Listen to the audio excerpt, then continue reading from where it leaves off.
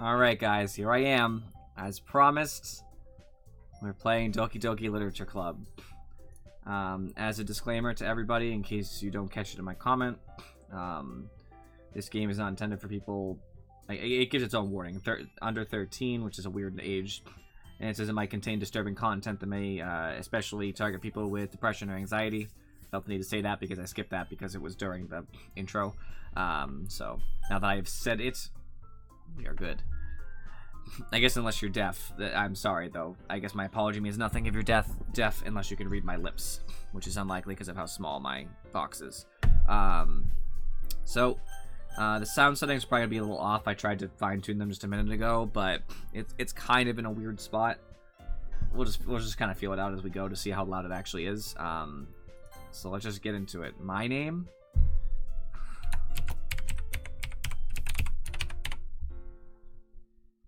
it's funny, it actually fits perfectly without the 136. Okay. That's me. Mystery person saying, "Hey! I see an annoying girl running toward me from the distance. I wonder why she's annoying." Waving her arms in the air like she's totally oblivious to any attention she might draw to herself. I mean, there's nothing wrong with that. That girl is Sayori, my neighbor and good friend since we were children.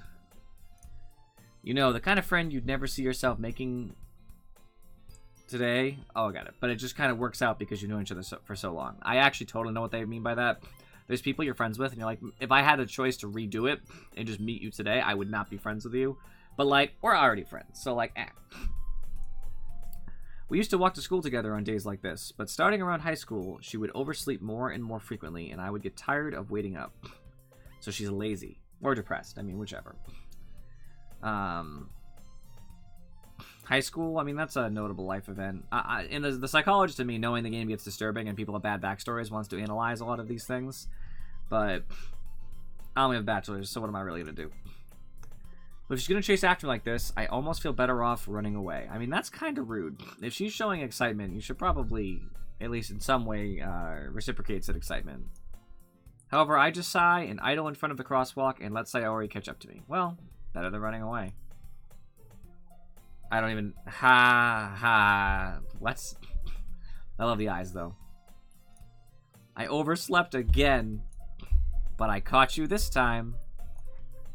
Maybe, but only because I decided to stop and wait for you. You say that like you were thinking about ignoring me. She has a little finger teaming. I mean, I was, apparently, according to my character, with no decision for myself. Yes, I was considering ignoring you.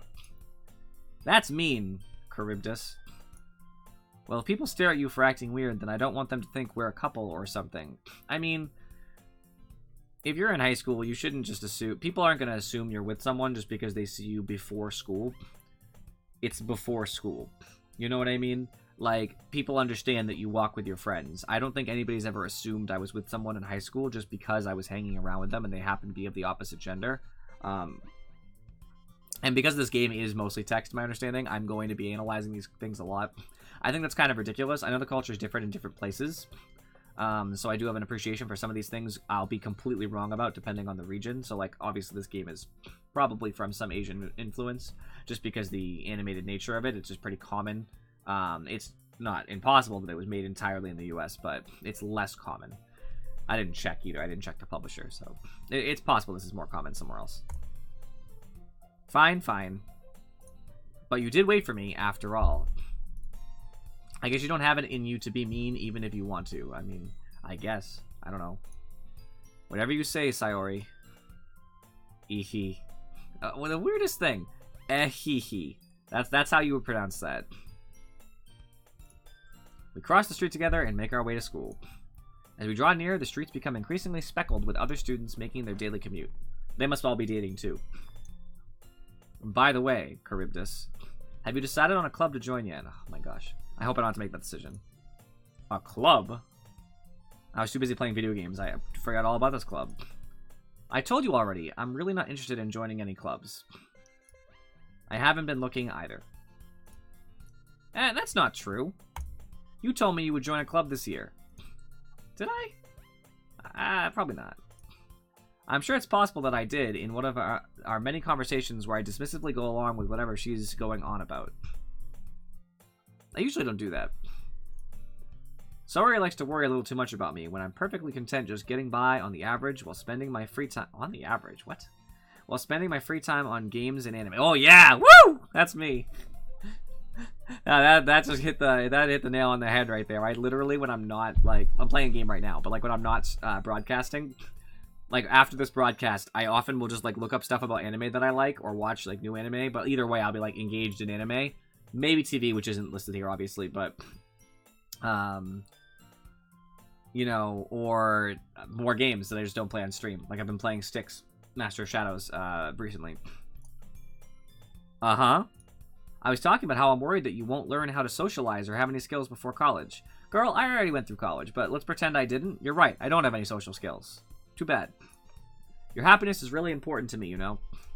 And I know you're happy now, but I die at the thought of you becoming a neat... What the heck is a neat? In a few years, because you're not used to the real world. What is a neat? I really hope my character asks this next, but like I'm just thinking. You trust me, right? Don't make me keep worrying about you. All right. I'll look at a few clubs if it makes you happy. Okay, so he's like way too. My character right here is like way too like submissive. No wonder people are gonna think you're dating this girl if she literally bosses you around. Unless she was your sister or something, I guess that would make sense too. No promises, though. That sounds like me. Will you at least promise me you'll try a little? Yeah, I guess I'll promise you that. Yay! Why do I let myself get lectured by such a carefree girl? I don't know, man. I don't know why you do. I mean, I guess she's kind of cute, but I wouldn't let her lecture me. It's funny because all of our, like, I don't know, 15 people want me to play this game, and I promised I'd do it today, and, like, most of them aren't here. So they're just going to miss the entire beginning. Not in education, employment, or training. Afro, thank you. I'm sure you already knew the answer to that. But if you didn't and looked it up, I appreciate you. Did you miss the beginning, Afro? Did you just sign in? Because I saw the viewer count go up. I'm glad you're here. You've only missed, like, 6 minutes. More than that, I'm surprised I even let myself relent to her. You've been here? Okay. What does that even mean? I'm surprised I even let myself relent to her. To relent is to back off or to stop. Well, that's not a dictionary definition, but like basically, like if you're relentless, you don't stop. I'm not relenting to her unless I had been doing something. She's relentless.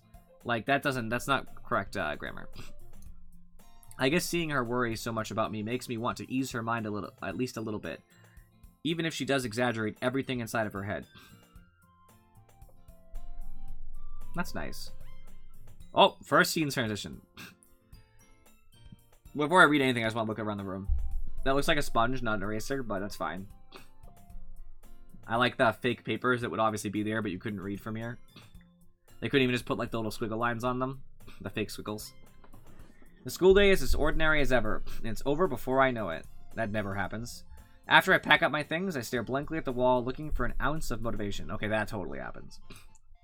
Clubs. Sorry wants me to check out some clubs. I don't want to use the mouse. Can I just hit space? I can. I guess I have no choice but to start with the anime club. I mean, good choice. Hello? Sayori? Sorry must have come into the classroom while I was spacing out. I look around and realize that I'm the only one left in the classroom. I mean, you did just space out for... You said staring at the wall. I thought I'd catch you coming out of the classroom, but I saw you just sitting here and spacing out, so I came in. Honestly, you're even worse than me sometimes. I'm impressed. You don't need to wait up for me if it's going to make you late to your own club. Well, I thought you might need some encouragement, so I thought, you know... Know what? Well, you could come to my club. Sayori. Yeah? There's no way I'm going to your club. I mean, facts, Falcon. Facts.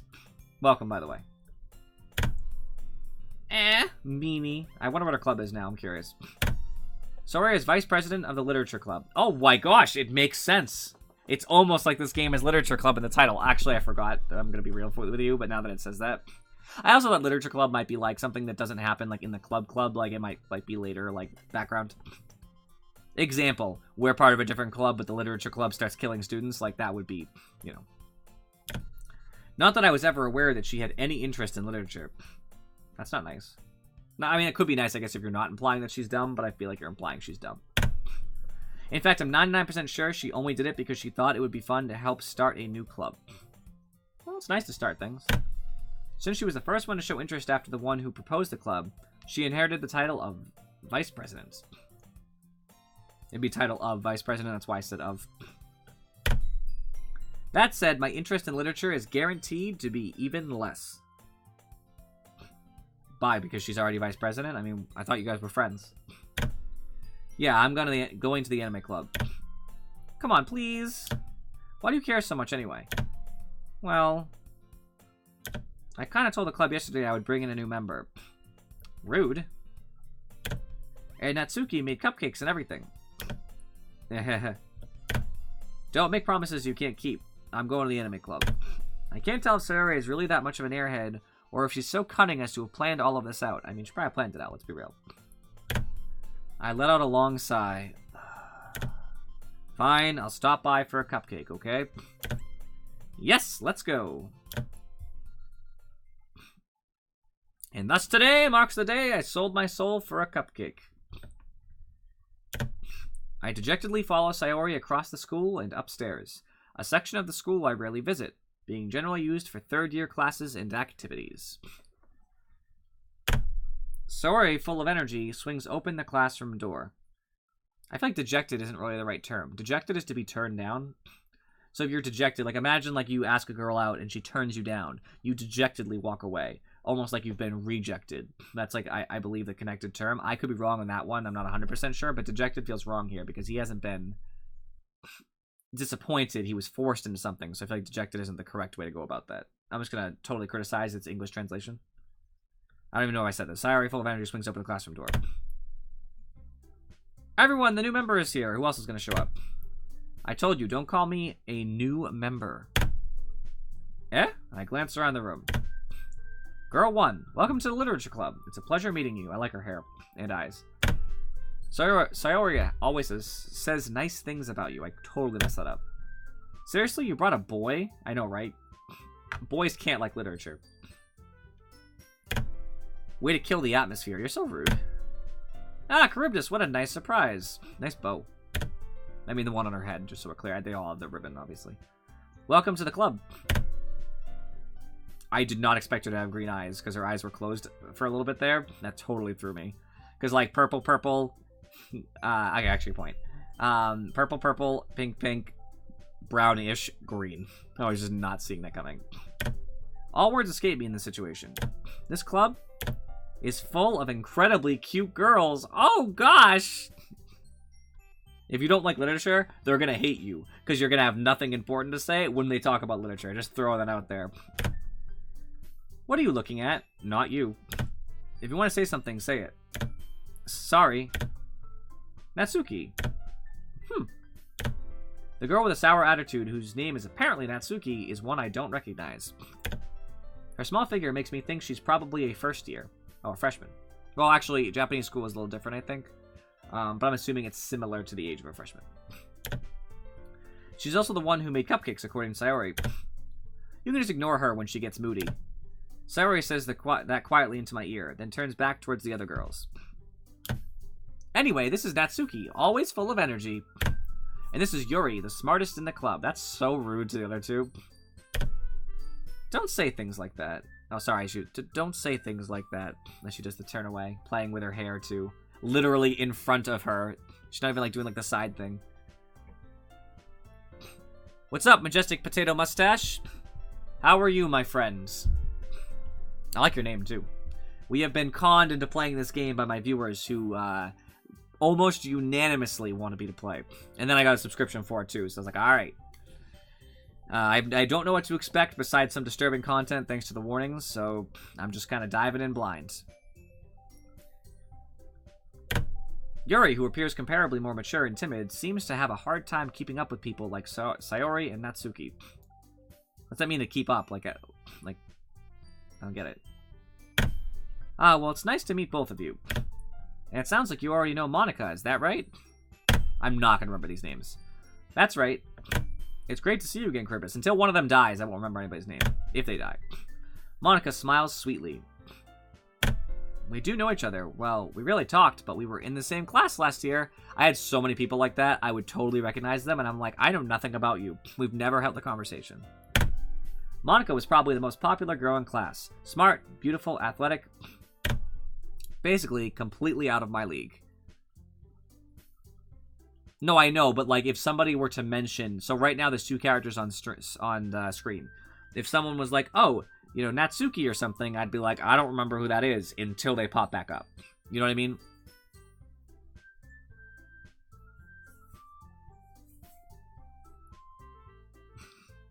I already know there's characters, at least a character dies because that's been alluded to before by someone else outside of the broadcast. So I already know terrible things are going to happen. Well, I'm glad you enjoy the game. I'm completely blind going here. I don't usually play games like this. It has happened, not... minus the cute girls. So like a game that's all text, basically, or mostly text, I've played before. So having her smile at me generally feels a little... You too, Monica. I'm glad I stopped thinking in my head and actually said something. Come sit down, Charybdis. We made room for you at the table, so you can sit next to me or Monica. Alright, let's just be clear. There's a lot of desks. I don't see a table anywhere in sight. Just throwing that out there. I'll get the cupcakes. Do I have to choose who I sit next to? Hey, I made them. I'll get them. Not sit next to you. Sorry, I got a little too excited. I'm not happy. I'm not mad. My keyboard's clacky, remember? That's the sound it makes. Then how about I make some tea as well? Tea? I mean, that sounds great. I don't drink tea in real life, but I should. No, it really is. I mean, like, literally, like, I'm gonna go slow here. It's not gonna make as big a clack, but I'm gonna go slow. That's how loud it is going slow. I literally just gently pushed it down. The girls have a few desks arranged to form a table. Ah, they answered my question. As Sayori mentioned, it's been widened so that there's one space next to Monica and one space next to Sayori. So I'd like to point out I'm next to two people almost no matter what, because there's 4 of us. Sorry, there's 5 of us. I'm next to 2 people regardless.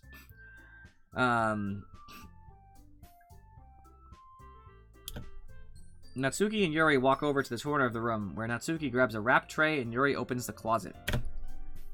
Still feeling awkward, I take a seat next to Sayori. Well, I guess I didn't have a decision. Natsuki proudly marches back to the table, tray in hand. She's gonna drop it. Okay, are you ready? I'm glad she's happy. Ta-da! Whoa. She looks... So this is like a look of, like, thinking, like, huh. And she's just like, oh no. Whoa! Natsuki lifts the foil off the tray to reveal a dozen white, fluffy cupcakes decorated to look like little cats. Is he really? Is Cool actually clipping stuff right now?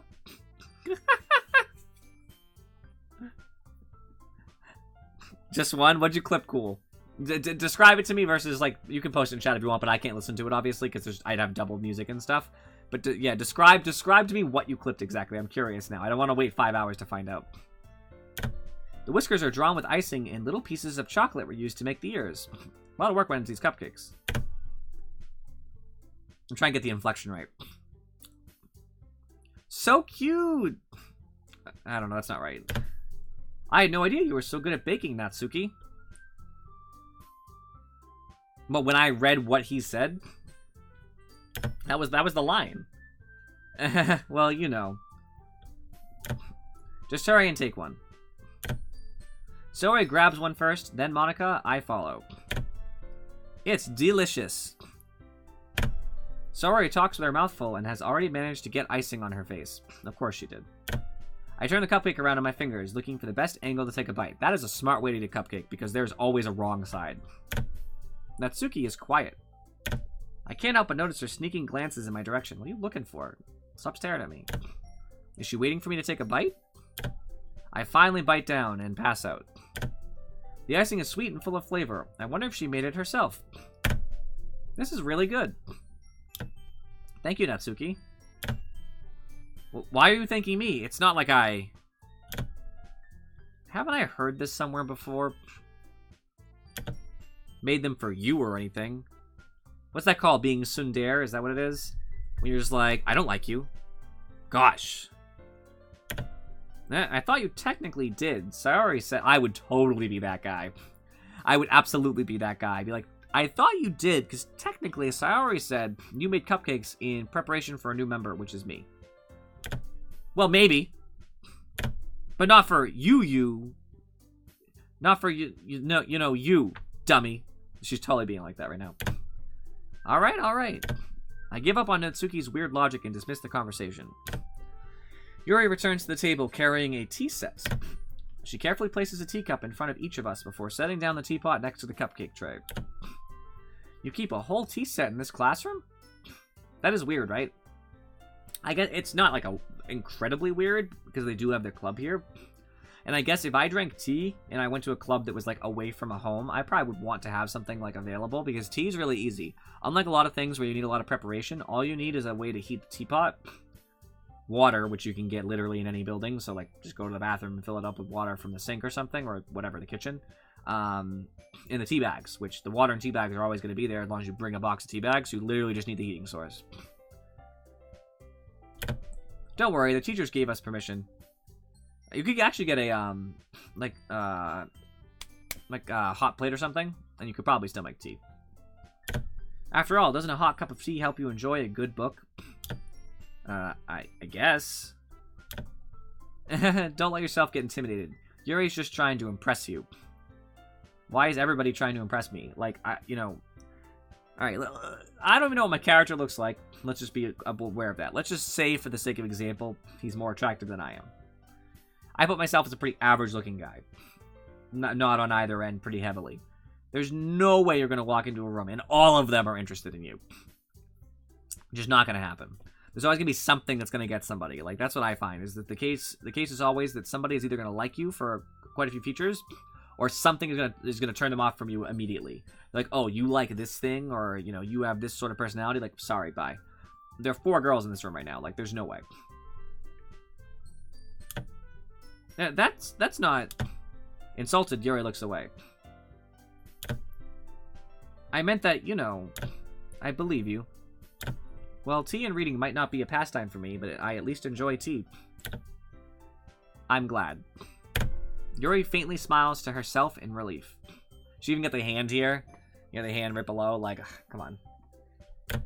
Monica raises an eyebrow, then smiles at me. So what made you consider the literature club? I was forced to come here. I was afraid of this question. Something tells me I shouldn't tell Monica that I was practically dragged here by Sayori. That's true.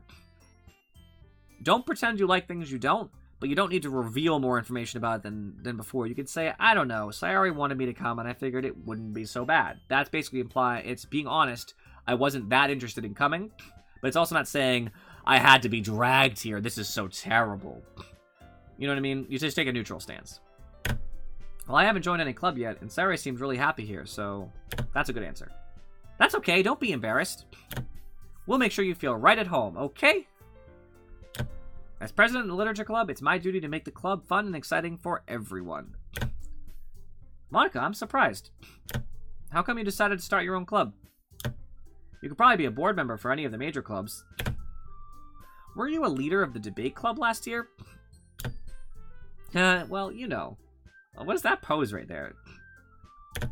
To be honest, I can't stand all the politics around the major clubs. It feels like nothing but arguing about the budget and publicity and how to prepare for events. I mean, fair. Not that I'd know, I didn't really join any clubs. I'd much rather take something I personally enjoy and make something special out of it. And if it encourages others to get into literature, then I'm fulfilling that dream. Monica really is a great leader. Yuri also nods in agreement. Then I'm surprised there aren't more people in the club yet. Fair. I guess literature can be hard for some people. A lot of people do not like to read at all. It must be hard to start a new club. You could put it that way. And you should. Not many people are very interested in putting all of the effort to start something brand new. Especially when it's something that doesn't grab your attention, like literature. You have to work hard to convince people that you're both fun and worthwhile. But it makes school events like the festival that much more important. I'm confident that we can all really grow this club before we graduate. You can take the word all out of that. I'm confident that we can really grow this club before we graduate. All makes it seem strange. It's almost clunky. I'm confident that we can all really grow this club. It's just, I don't know. Right, everyone? It's not wrong. It's just clunky. Yeah! We'll do our best. That sounds so not enthusiastic. You know it.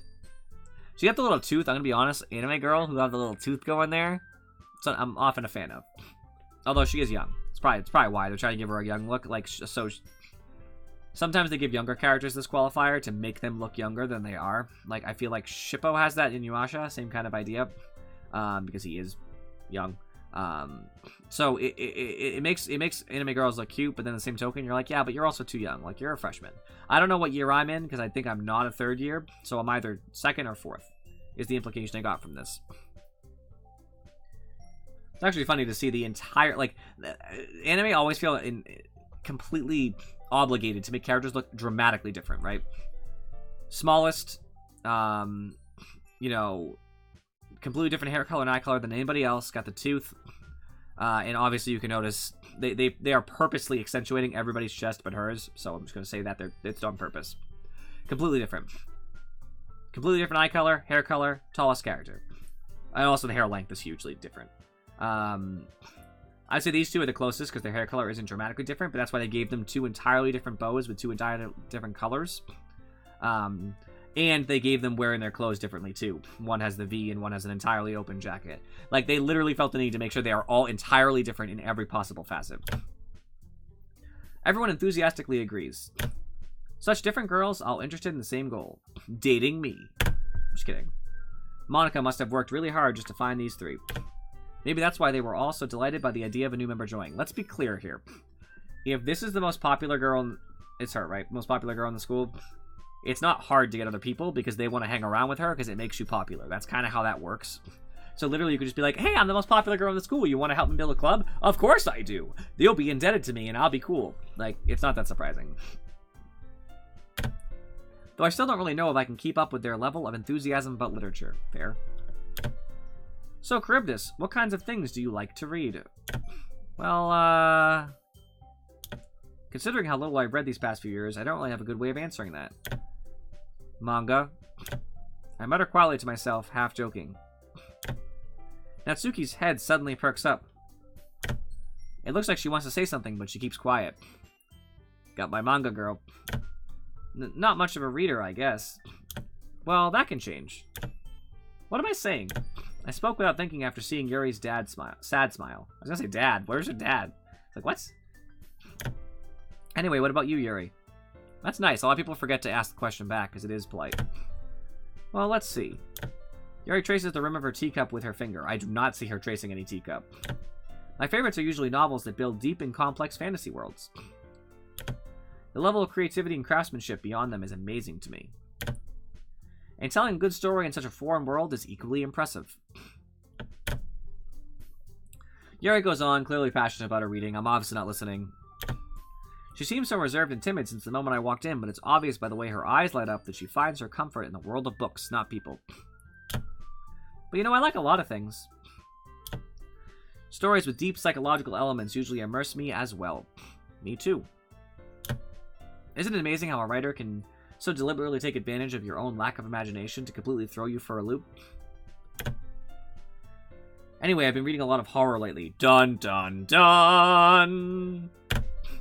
I read a horror book once. I desperately grasped something I can relate to at the minimum level. At this rate, Yuri might as well be having a conversation with a rock. Fair. Really? I wouldn't have expected that, Yuri. For someone as gentle as you. I guess you could say that. But if a story makes me think, or takes me to another world, then I really can't put it down. Surreal horror is often very successful at changing the way you look at the world, if only for a brief moment. Ugh, I hate horror. Oh, why's that? Well, Natsuki's eyes dart over to me for a split second. Never mind. That's right. You usually like to write about cute things, don't you, Natsuki? What? What gives you that idea? I mean, probably the fact that you do. You left a piece of scrap paper behind last club meeting. It looked like you were working on a poem called... Don't say it out loud! Fair.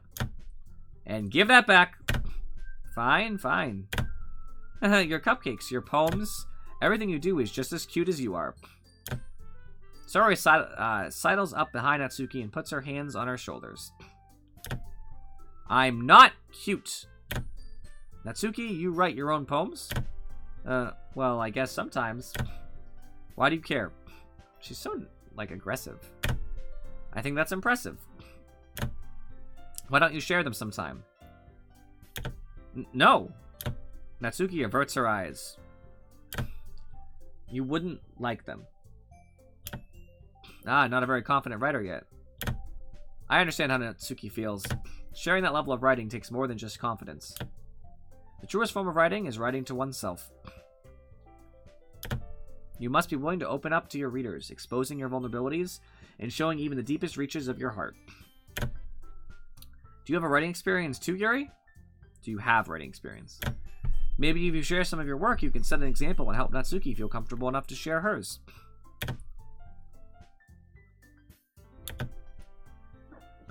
I guess it's the same for Yuri. Oh, I wanted to read everyone's poems. We all sit in silence for a moment. Okay. I have an idea, everyone. Natsuki and Yuri look quizzically at Monika. Let's all go home and write a poem of our own. Then next time we meet, we'll all share them with each other. That way everyone is even. Yeah, let's do it. Plus, now that we have a new member, I think it will help us all get a little more comfortable with each other and strengthen the bond of the club. The club. Isn't that right, Charybdis? Monika smiles warmly at me once again. Hold on, there's still one problem. Yeah, what's that? I haven't joined your club yet. Now that we're back to the original topic of me joining the club, I bluntly come forth with what's been on my mind the entire time. I never said I would join this club. Sorry, may have convinced me to stop by, but I never made any decision. I still have other clubs to look at, and,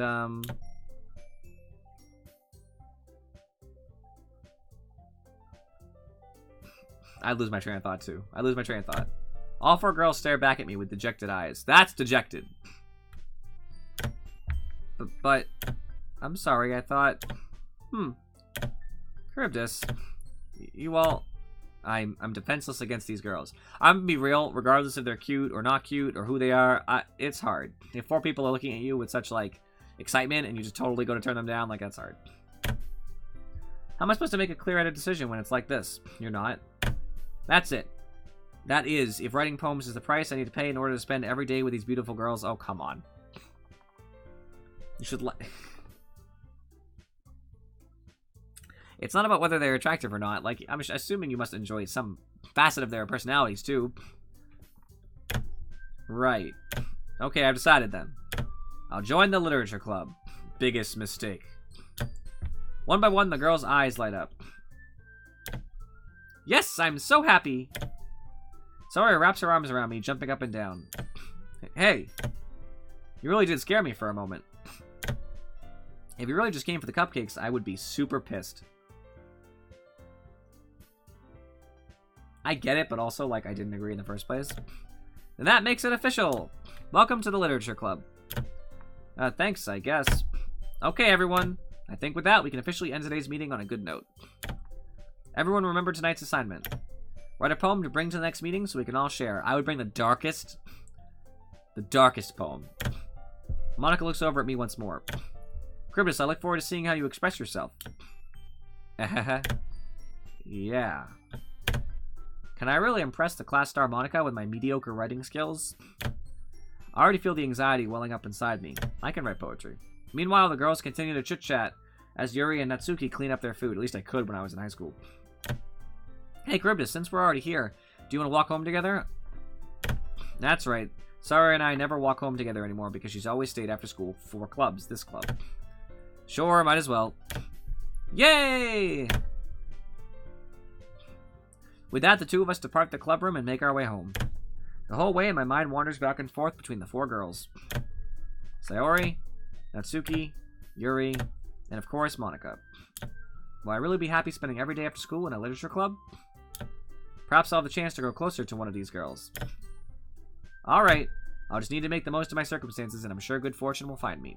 And I guess that starts with writing a poem tonight.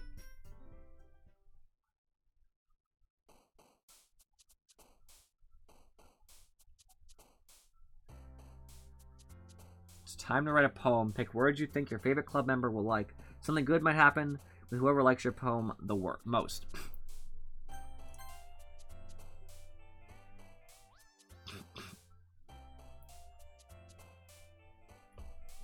So here's the thing. In real life, I would not write my poem to impress. I would write my poem based on my actual feelings and how I would write a poem. However, my character obviously seems to just care about cute girls. So if that's the case, I have to choose who I'm going to want to impress here. I don't care about this child. She's, number one, kind of too young and also axed it. So no thank you. The club leader isn't here, which is interesting. I'm assuming that's probably because you can't impress her currently, or just because? I don't know. I'm gonna save.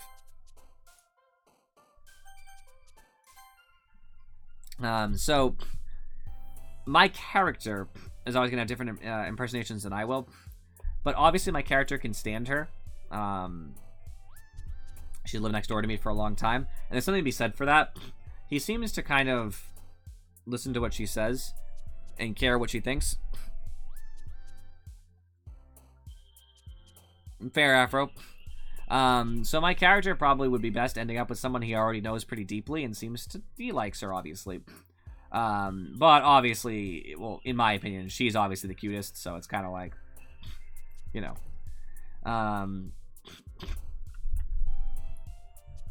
So that's hard. Because I got two really good options here about, like, what I'm gonna do. Because I know if I wanted to get her, I'd probably say something like, you know, vivid, or like, I don't even know, dance, amazing. Any of these things could probably work. But, like, for her, I feel like since she's been reading horror recently, she reads anything that's, like, gets you. Something like Vertigo or Breathe is probably more likely because it invokes a feeling. Even Electricity might work. It evokes a feeling, which is what she's looking for. It actually is the more of the poem I would write anyway. So it's kind of hard. I have to think about this for a minute. It's very important, obviously. Do I go for my desire, or do I go for what a character actually should do? I guess he doesn't actually seem to like her that much. He is kind of negative about her. He thinks she's kind of an airhead, and that's not very nice. I don't know. I guess I'll go for purple-haired lady. Whose name? Yuri? I don't know.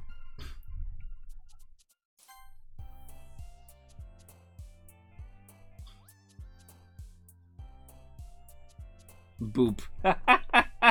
Boop. I just don't know why that's so funny.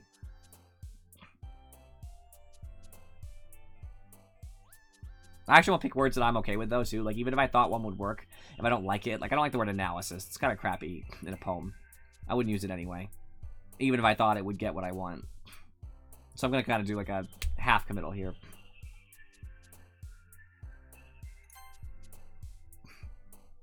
Oh, I see the word entropy. I'm already sold. I'm writing this poem for me. I changed my mind.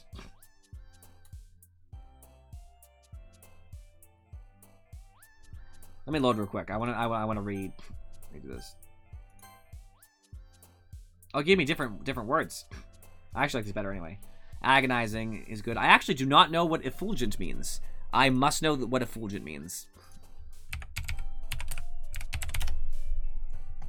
Effulgent, shining brightly, radiant. I'm glad I learned a word today. That's nice, but agonizing is really tempting here. So is broken. I think broken's better.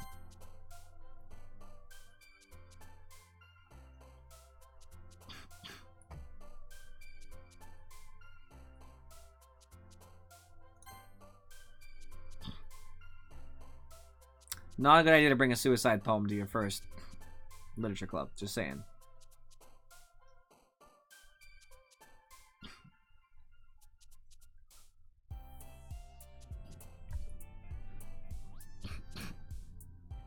I want these girls to like me for me. That's my new opinion.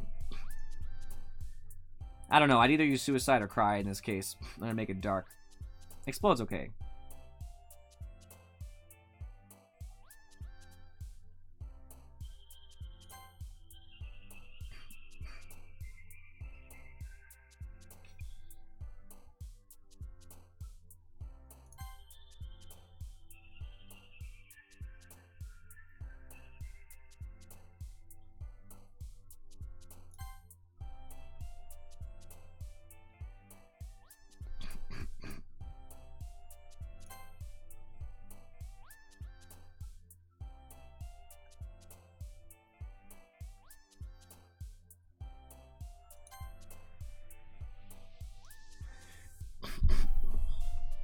Parfait.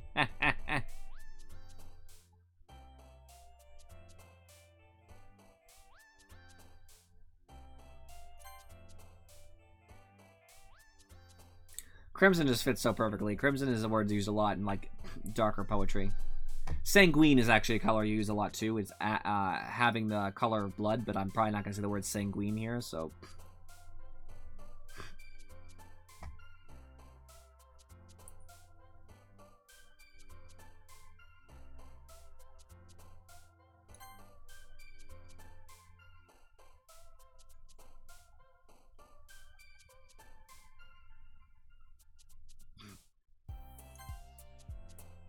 Doki Doki.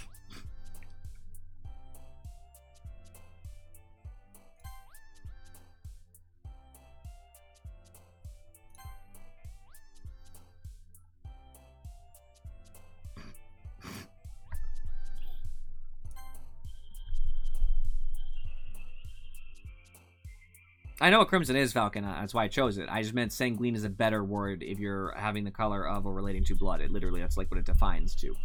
Crimson is also a similar color. It's red and similar to what people see blood as. But sanguine is literally supposed to be the color that's, like, attached to blood.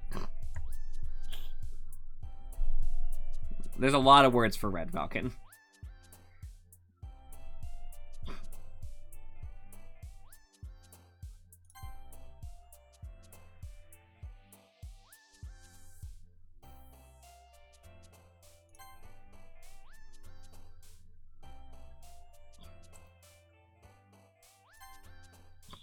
After image.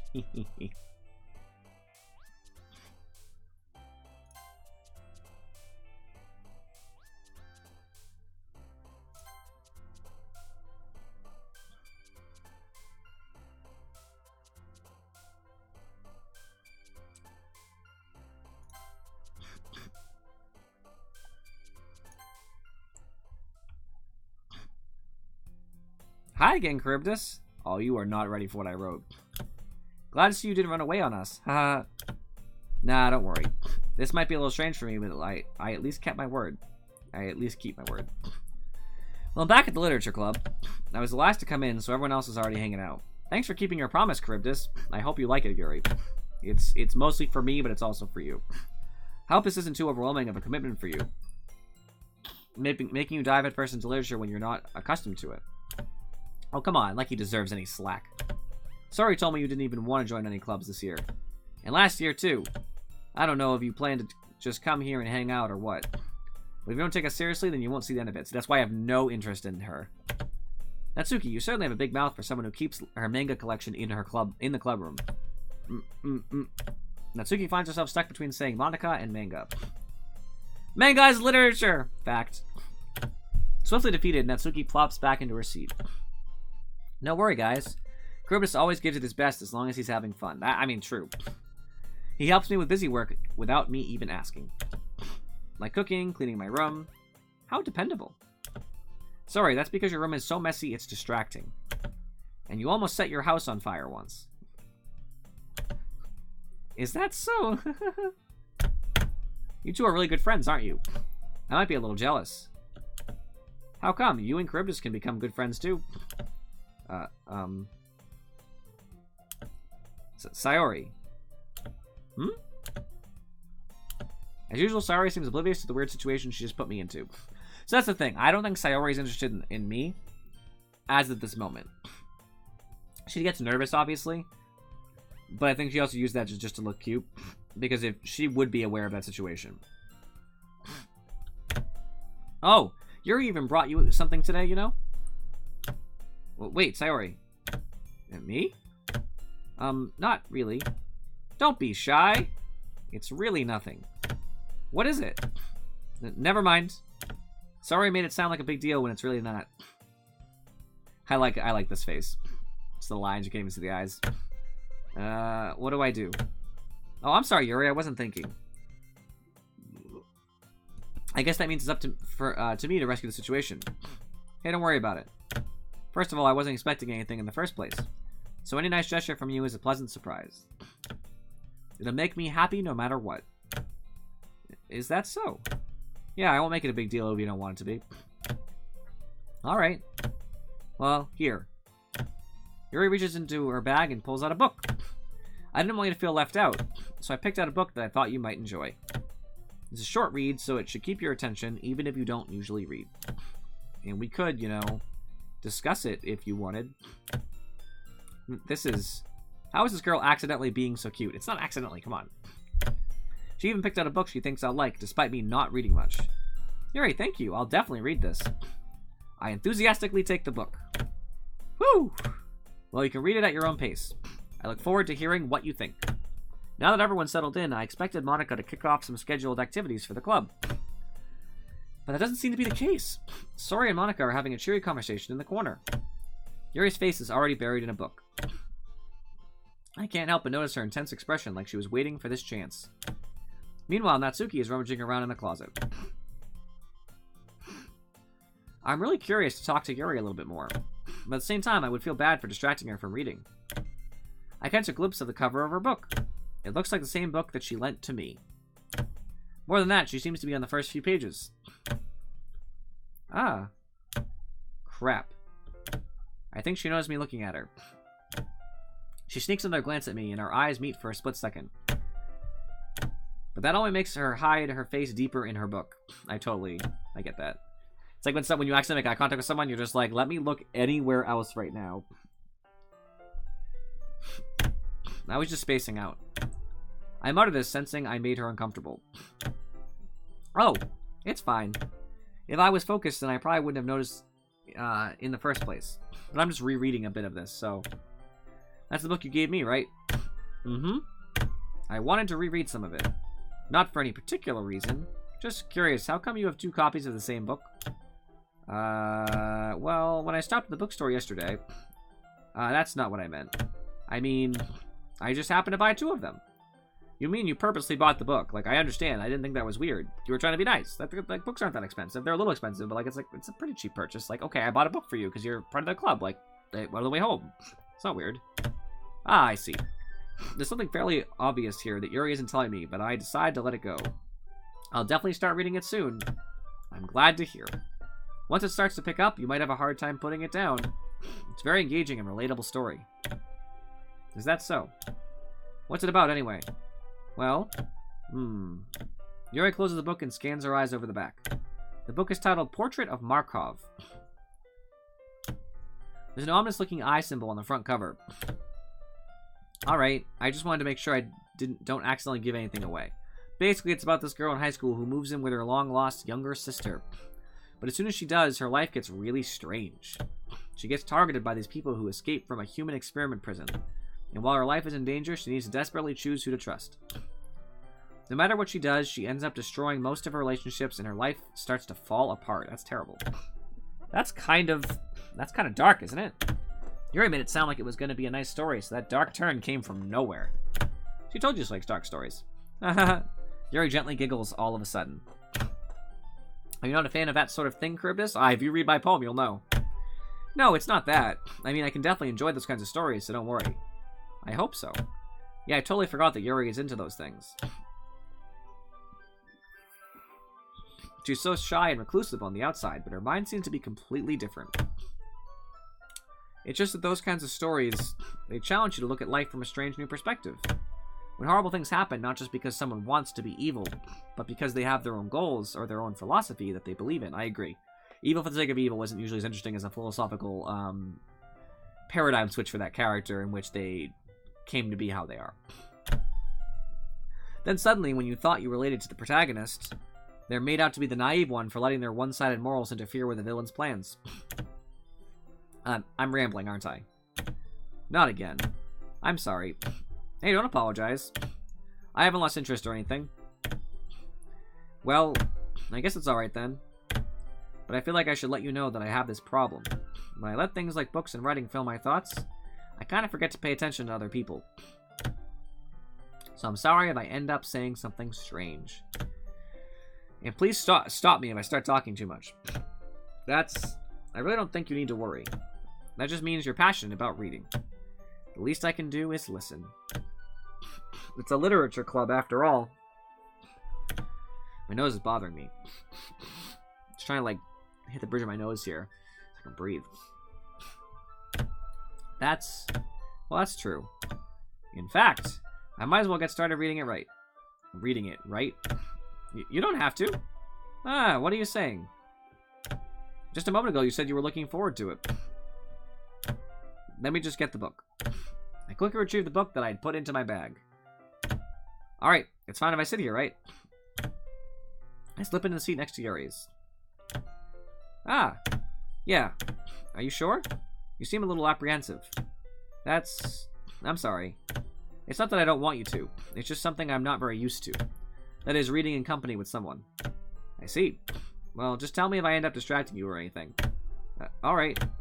I open the book and start the prologue. Hey, Charybdis, you're distracting me. I soon understand what Yuri means about reading in company. It's as if I can feel her presence over my shoulder as I read. It's not a particularly bad thing. Maybe a little distracting, but the feeling is somewhat comforting. Yuri is in the corner of my eye. I realize that she's not actually looking at her own book. I glance over. It looks like she's reading from my book instead. Sorry. I was just...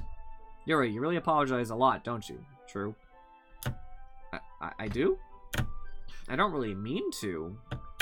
Sorry. I mean... I'd laugh too. Here, this should work, right? I slide my desk until it's up against Yuri's, then hold my book more between the two of them. Ah, I suppose so. Yuri timidly closes her own copy. Once we each lean in a little bit, our shoulders are almost touching. I feel like my left arm is in the way, so instead I use my right hand to hold the book open. I guess that makes it kind of difficult to turn the pages. Here. Yuri takes her left arm and holds the left side of the book between her thumb and forefinger. Ah. I do the same with my right arm on the right side of the book. That way I turn a page and Yuri slides it under her thumb after it flips to her side. But in holding it like this, we're huddled even closer together than before. It's actually kind of distracting me. I mean, I would be distracted too. My girlfriend's a big reader and it would be hard to read like that. It's as if I can feel the warmth of Yuri's face and she's in the corner of my vision. I mean, she's not... According to this camera angle, she's not in the corner. Are you ready? Yeah? Let's turn the page. Sorry. I think I got a bit distracted for a second. I glance over Yuri's face again and our eyes meet. I don't know how I'll be able to keep up with her. Ah, that's okay. You're not as used to reading, right? I don't mind being patient if it takes you a bit longer. It's probably the least I can do. You already bought me a book. Since you've been so patient with me. Yeah. Thanks. We continue reading. Yuri no longer asks me if I'm ready to turn the page. Instead, I just assume that she finished the page before me, so I turn it by my own volition. I mean, that's a totally fair thing to do. I read faster than my girlfriend, so that would work. We continue the first chapter in silence. Even so, turning each page almost feels like an intimate exchange. My thumb gently letting go of the page, letting it flutter over to her side as she catches it under her own thumb. Hey, Yuri.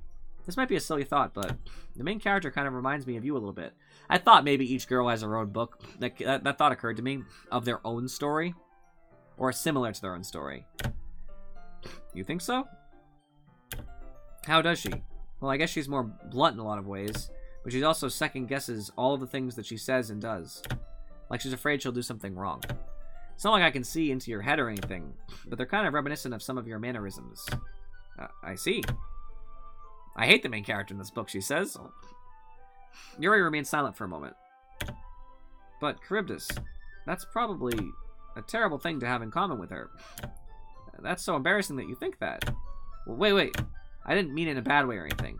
Sorry, I really didn't know you were self-conscious about that sort of thing. I guess I more meant that it's kind of cute. What are you saying all of a sudden? Okay, everyone. I think it's about time we share today's poems with each other. Oh, this is going to be good. We might not have enough time if we wait too long. Yuri exhales, spared from finishing her thought. Is that alright, Yuri? You look kind of down. Sorry if you haven't been looking forward to this. It's not. It's fine. Yuri releases her hand from the book, causing it to close on top of my thumb. Thanks. What's up, Joe Biles? It's Doki Doki Literature Club. I have never played it or seen it. I have started, 55 minutes ago. It is mostly this. There are some decisions to be made, but my viewers were very, very adamant that I play. Like, incredibly so. Alright. I guess I'll do some more reading tonight. Or would you prefer I only read it with you? I guess I don't have too much of a preference either way.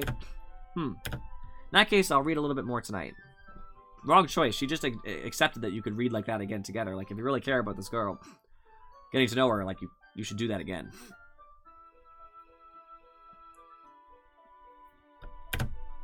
It'll be more fun to read with you after it picks up a bit, you know? I'm, like, way better at talking to women than this guy is. This character. Like, I've had a girlfriend for a long time, so maybe it's because I'm comfortable talking to women because I have no intentions because I have a girlfriend, but, like, it's not that hard to, like, talk to women. I don't know if I read this. It'll be more fun to read with you after it picks up a bit, you know? That's good reasoning. In that case, feel free to finish the first 2 chapters in your own time.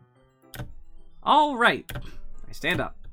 I make a mental note of where I left off in the book, and then slip it back into my bag. Use a bookmark, dude. By the way, did you remember to write a poem last night? Yeah.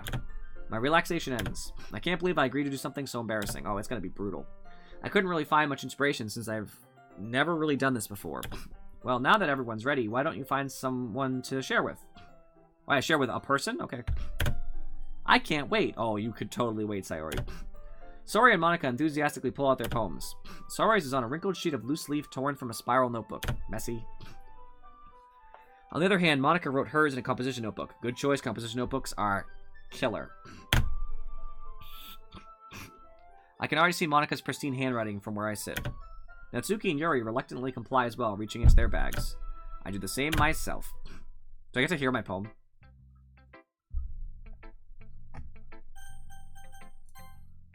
Yuri seems the most experienced, so I should start with her. I can trust her opinion to be fair. I hope my poem's too dark for her. As Yuri reads the poem, I notice her eyes lighten. Exceptional. What was that? Did I say that out loud? Yuri first covers her mouth, and then ends up covering her whole face. He's going to hate me. You really didn't do anything wrong, Yuri. Eh? That's... I guess you're right. What am I getting so nervous for? Yuri takes a breath. So, what kind of writing experience do you have? Your use of imagery and metaphors indicates you've written a lot of poetry before. I have, thanks. Really? Well, that's a huge compliment coming from you. That is, actually. That's very nice. She might just be being nice. She could be lying. Which wouldn't be cool. But still. This is actually my first time, really. Huh? Yuri stares at me blankly, then looks at my poem again. Well, I know that. I just meant, Yuri trails off, unable to find an excuse. She traces her fingers along the words in the poem, as if breaking it down more thoroughly. I think her problem probably is she might be intimidated, so if she actually thinks my poem is good, it's really hard for someone who's experienced in doing a thing to have someone who's a newcomer come in and do it similarly or better. So she actually might be nervous, not because she doesn't want to compliment me, but because she's hoping the answers I have experienced, because if it's not, she's almost accepting that I'm a better writer than her naturally, let alone the fact that I'm going to get experience, and that's a hard thing for a lot of people to swallow. Yeah, okay. This is the reason I was able to tell. It's just that there are specific writing habits that are usually typical of new writers, and having been through that myself, I kind of learned to pick up on them. I think the most notable thing I recognize in new writers is that they try to make their style very deliberate. In other words, they tend to pick a writing style separate from the topic matter, and they fit the two together. The end result is that both the style and the expressiveness are weakened. Once Yuri finds her train of thought, it's as if her demeanor totally changes. Her stammering is completely gone, and she sounds like an expert. Of course, that's not something you could be blamed for. There are so many different skills and techniques that go into writing even a simple poem. Not just finding them and building them, but getting them to work together is probably the most challenging part. I'm just going to save. It might take you some time, but it all comes with practice, in learning by example and trying new things. I also hope that everyone else in the club gives you valuable feedback. Natsuki can be a little biased, though. A little bit biased, though. Biased how? Well, never mind. I shouldn't be talking about people like that. Sorry. It's fine. I'm not sure if Yuri is apologizing to herself, to me, or to Natsuki. Do you mind if I read your poem next? Please do. I'd love to share my thought process behind it. Yuri smiles dreamily as if that's a rare opportunity for her. Which itself is kind of funny. After all, isn't this supposed to be a literature club?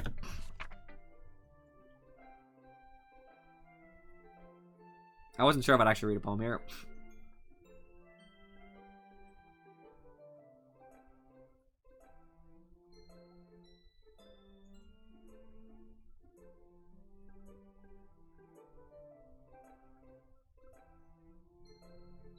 I'm rereading it. That's a good poem. I'm sorry I have such terrible handwriting. What? I wasn't thinking that at all. But it took you a long time to read. That better not actually be relevant. I wanted to reread. Ah. Well, I just don't read script very often. I actually think your handwriting is pretty. Huh? That's a relief. Also, I like the poem. Even though it's short, it was really descriptive. It wasn't too short. I usually write longer poems. Not at all. I'm really glad you liked it. I'll be honest. Since it's our first time sharing, I wanted to write something a little more mild. Something easy to digest, I suppose. It was easy to digest. Are you into ghosts, Yuri? Actually, the story isn't about a ghost at all, Charybdis. It isn't. At all. In any way. Really? I must have totally missed the point. Yes, you did. Well, I suppose you did only glance over it after all. No, you said I took a long time. Remember, the poets often express their own thoughts, feelings, and experiences in their work. They usually do more than tell a simple story or paint a picture. In this case, perhaps the subject of the poem is only being symbolic compared to a ghost, like a ghost of your former self. Lingering in her last remaining place of comfort, unable to let go of the past. And soon to be left with nothing. That's a lot more solemn, putting it that way. Yes, it's a solemn poem. I hadn't even thought of that. That's impressive. Yeah? It's nothing, really. Yours was impressive too, so... Nah. I would be that guy too. Nah. If anything, I could probably learn a thing or two from you. I mean, she's good at this, so yeah. You think so? Yeah, of course. Ah. You know, I was really nervous about doing all this. But in the end, I enjoyed it. I'm gonna keep doing my best for you, Charybdis. Ah. Me too.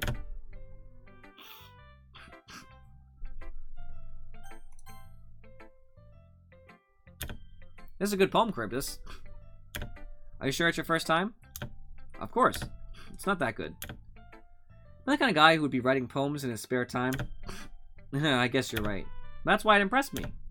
Well, to be honest, I was afraid that you wouldn't do it seriously. Or that you wouldn't write one at all.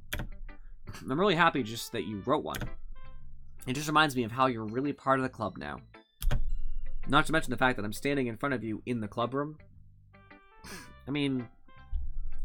doing something with the club is more important than being there. Or, well, of course.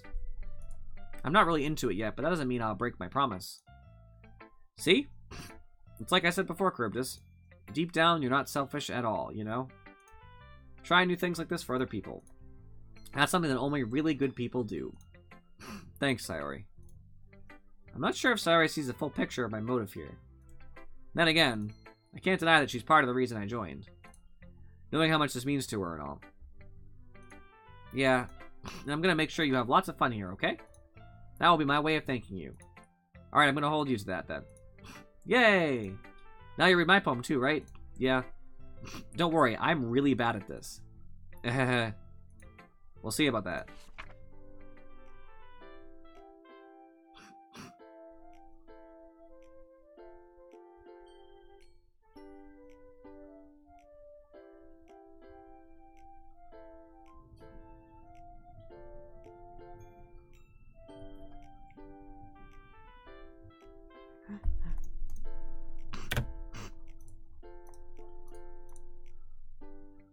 Sorry, this is just a guess, but did you wait until this morning to write this?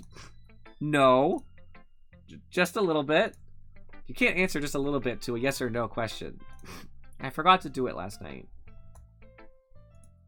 Well, at least that makes me feel a little bit better about myself. Don't be mean. I still tried my best. Yeah. I didn't mean to say that it was a bad poem. It came out nice, or how should I put it? It sounds just like you. Really? Yeah. Especially that last line. I made eggs and toast. Even though you were late to school? It's bad to skip breakfast. I get all cranky.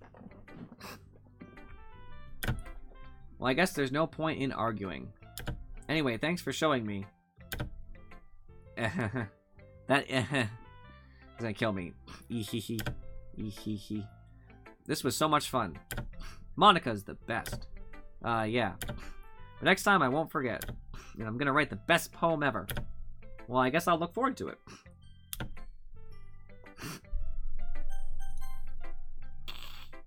Hi, Charybdis. Having a good time so far? Yeah. Good, glad to hear it. By the way, since you're new and everything, if you ever have any suggestions for the club, like new activities or things we can do better, I'm always listening. Don't be afraid to bring things up, okay? Alright, I'll keep that in mind. Of course I'll be afraid to bring things up.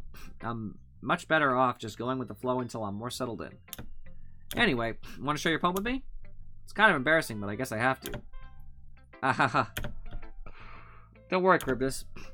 We're all a little embarrassed today, you know?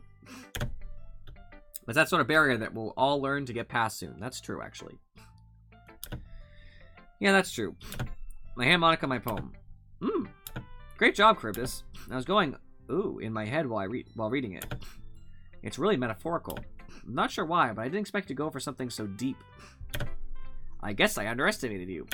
It's easiest for me to keep everyone's expectations low. Facts. That way, it always counts when I put in some effort. Ah, that's not very fair. Well, I guess it worked anyway. You know that Yuri likes this kind of writing, right? I know she does.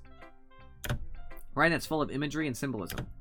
Unlike Sayori, who likes using simple and direct words to describe happiness and sadness, Yuri likes it when readers are left to derive their own meaning out of it. It's very challenging to write like that effectively, both allowing people to get something out of it just by feel, or letting them deeply analyze all of the nuances. It can take years of practice, which I'm assuming Yuri has at this point. I never really asked, though. I'm sure I'm nowhere near her level yet.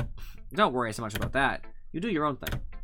Just keep exploring and learn by trying new things. I'm sure I'll end up trying different things a lot. It could take a while before I feel comfortable doing this. That's okay. I'd love to see you try new things. It's time for some water, though. The bot didn't tell me.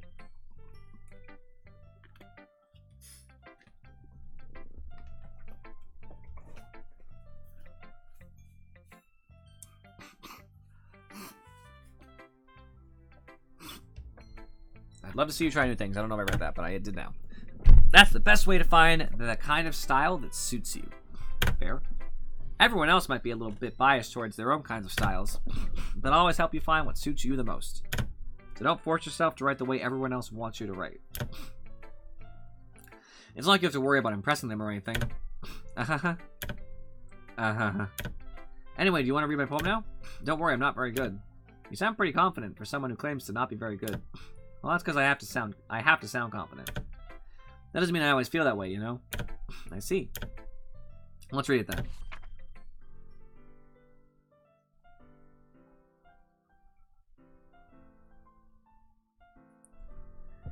I mean, I click them out sometimes. It does make less noise, you're right. Welcome, by the way, Medj FTW.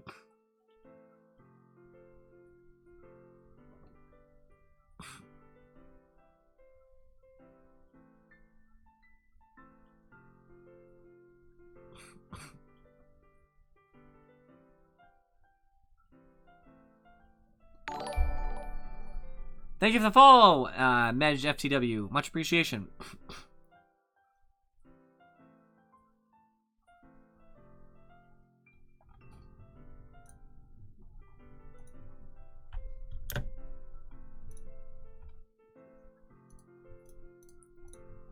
There we go. It was interesting. So what do you think? It's very freeform, if that's what you call it. Alright, my friend, you AFK as needed. Sorry, I'm not really the right person to ask for feedback. It's okay. Yeah, that kind of style has gotten pretty popular nowadays. That is, a lot of poems have been putting emphasis on the timing between words and lines. When performed out loud, it can be really powerful. What was the inspiration behind this one? Well, I'm not sure if I know how to put it. I guess you could say that I had some kind of epiphany recently. It's been influencing my poems a bit. An epiphany? Yeah, something like that. I'm kind of nervous to talk about deep stuff like that because it's kind of coming on strongly.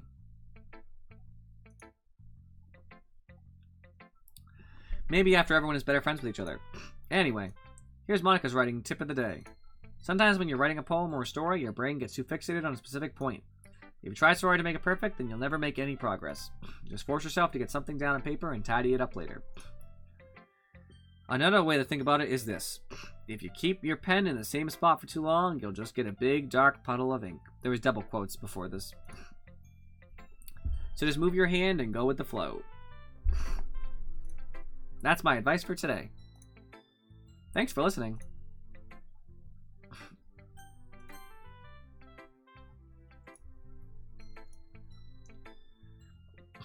Kerbis, if you're not going to take this club seriously, then go home. What? Harsh? What, you expect me to believe that you actually put effort into this? Do you think I'm stupid? I'm not a writer. Maybe it's not very good, but yeah, I did put in effort. We all start somewhere, right? If you're still proud of the first poem you ever wrote, then I'd like to read it. Painful to think about? Fine. Well, sorry. You'll get better anyway. I tell you what to improve, but you're better off just trying again. Fair enough. Ooh. Well, each their own, I guess. Anyway, I guess I gotta share mine now. Knowing you, you'll probably think it's stupid.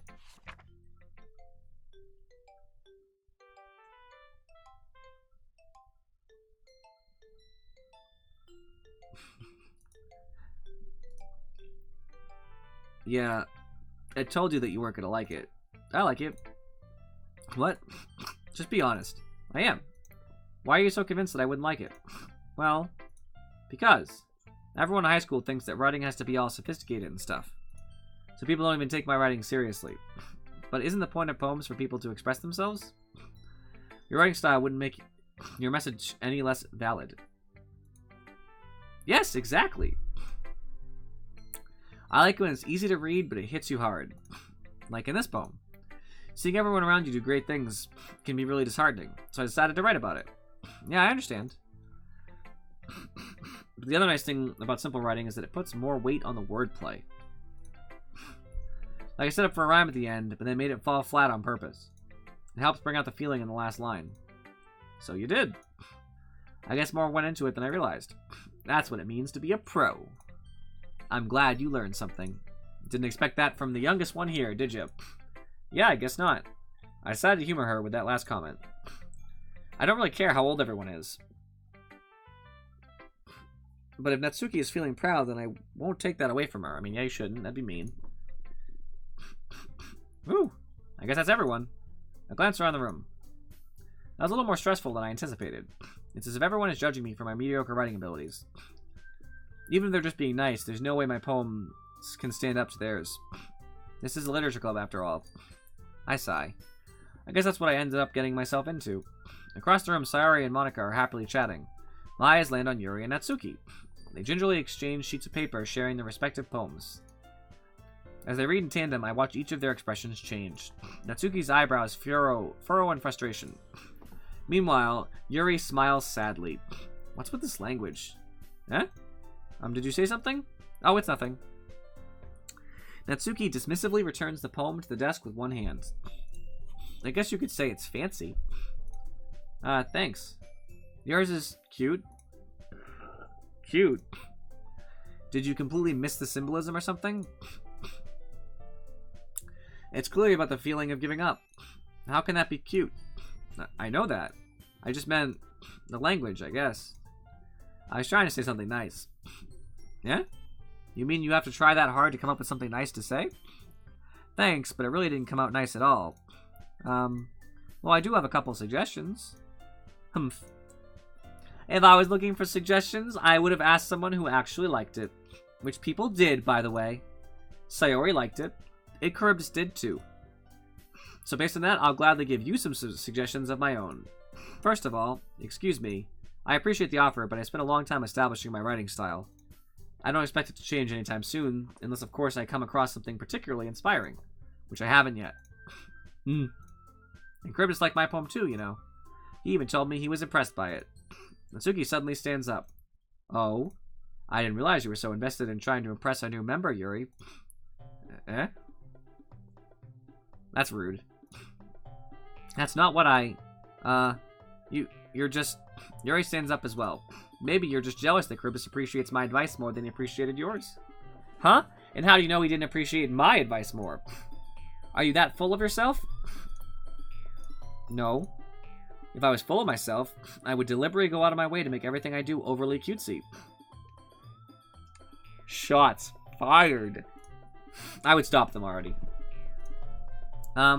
Is everyone okay? Well, you know what? I wasn't the one whose boobs magically grew a size bigger as soon as Kribis started showing up. I didn't notice that. Probably because they aren't animated differently, but still. Natsuki! Natsuki, that's a little... This doesn't involve you. I don't like fighting guys. Suddenly both girls turned towards me as if they just noticed I was standing there. Kribis, she's just trying to make me look bad. That's not true. She started it. If she could get over herself and learn to appreciate that simple writing is more effective, then this wouldn't have happened in the first place. What's the point of making your poems all convoluted for no reason? The meaning should jump out at the reader, don't force them to have to figure it out. Poems are way better when they're convoluted. Help me explain that to her, Kribis. Well, wait. There's a reason we have so many deep and expressive words in our language. It's the only way to convey complex feelings and meanings the most effectively. Avoiding them is not only unnecessarily limiting yourself, it's also a waste. You understand that, right, Kribis? Well? How did I get dragged into this in the first place? It's not like I know anything about writing. But whoever I agree with, they'll probably think more highly of me. So of course that's gonna be Yuri. Natsuki, you're right that I liked your poem. See? Wait. That's not an excuse for you to be so mean. You shouldn't pick a fight just because someone's opinion is different. And that's not what happened at all. Yuri wouldn't even take my poem seriously. I understand. Yuri? Eh? You're a seriously talented writer. It's no secret that I was impressed. Well, that's... But here's the thing. No matter how simple or refined someone's writing style is, they're still putting feelings into it, and it becomes something really personal. That's why Natsuki felt threatened when you said her poem was cute. I see. I didn't notice that. I'm sorry. But Natsuki, you took it way too far. Yuri means well, and if you just told her how you felt, then this wouldn't have happened in the first place. Are you kidding? That's exactly what I did. It was her that...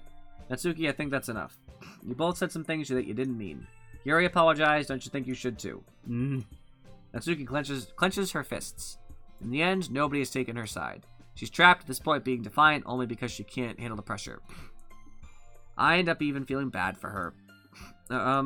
Sometimes when I'm hurt, it helps to take a walk and clear my head. Sorry, she doesn't need to. You know what? I'm gonna do that. That's smart. It'll spare me from having to look at all your faces right now. Without warning, Natsuki snatches her own poem up from the desk and storms out. On her way out, she crumples up the poem with her hands and throws it in the trash. Natsuki? She really didn't need to do that. I look across the room. Yuri has her chin buried in her hands while she stares down at her desk. I gingerly approach her and sit in the adjacent chair. Everything alright? I'm so embarrassed. I can't believe I acted like that. You probably hate me now. No, Yuri. How could anyone have not gotten frustrated after being treated like that? You handled it as well as anyone could. I don't think any less of you. Well, alright, I believe you. Thanks, Kribis. You're too kind. I am. I'm thankful to have you as a part. I'm thankful to have you a part of this club now. It'd be better. I'm thankful to have you as a part of the club now. I don't know. That seems better to me. It's nothing. One more thing. That one thing that Natsuki said about, yeah, your breasts. I would never do anything so shameful. So, what thing did Natsuki say? Well, never mind that. I'm gonna go make some tea. Ah, good idea. Make enough for more than one person, okay? Yeah. Okay, everyone, it's just about time for us to leave. How did you all feel about sharing poems? It was a lot of fun. Well, I'd say it was worth it. It was alright. Well, mostly. Kribis, how about you? Yeah, I'd say the same. It was a neat thing to talk about with everyone. Awesome. In that case, we'll do the same thing tomorrow. And maybe you learned something from your friends, too. So your poem will turn out even better. I think to myself, I did learn a little more about the kinds of poems everyone likes. With any luck, that means I can at least do a better job impressing those I want to impress. I nod to myself. What's up? Let me give it a solid take here. Kranengara865. Welcome to the channel, my friends. Newfound determination. Nod to myself in newfound determination. Cryptus, ready to walk home? Sure, let's go. Ehehe.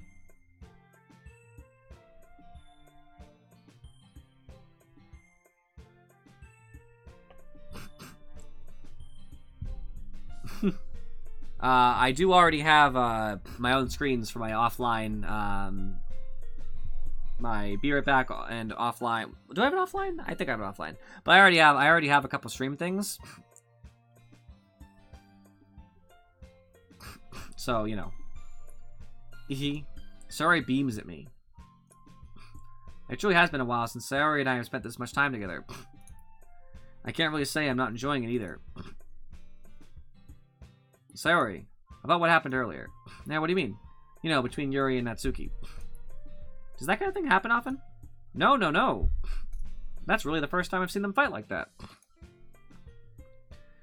I promise they're both wonderful people. You don't hate them, do you? No, I don't hate them. I just wanted your opinion, that's all. I can see why they'd make good friends with you. Phew. You know, Cryptus, it's nice that I get to spend time with you in the club. But I think seeing you get along with everyone is what makes me the happiest. And I think everyone really likes you too. That's... Every day is going to be so much fun. It looks like Sayori still hasn't caught up onto the kind of situation I'm in. Sure, being friends with everyone is nice, but does it really need to stop there? Well, we'll just have to see what the future holds, Sayori. I pat Sayori on the shoulder. I said that more to myself than to her, but it's easy to use Sayori as an internal monologue sometimes. Okay. Yeah, let's do this. Poem time.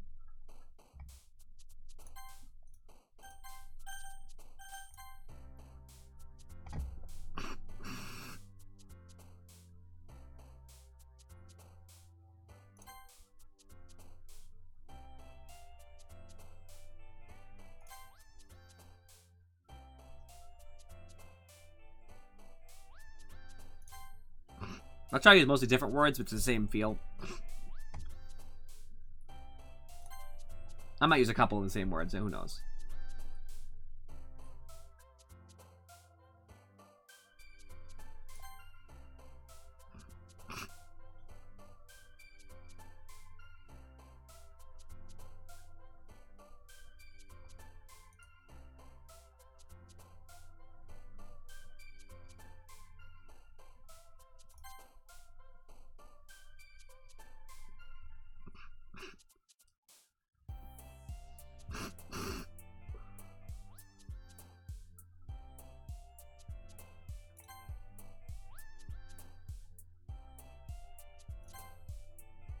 I love the word entropy, by the way. I'm so tempted to use it every time. I think I used literally all three of these words, and these are the three I want to use. So I'm going to go back to entropy. Oh, fester. That's such a good word.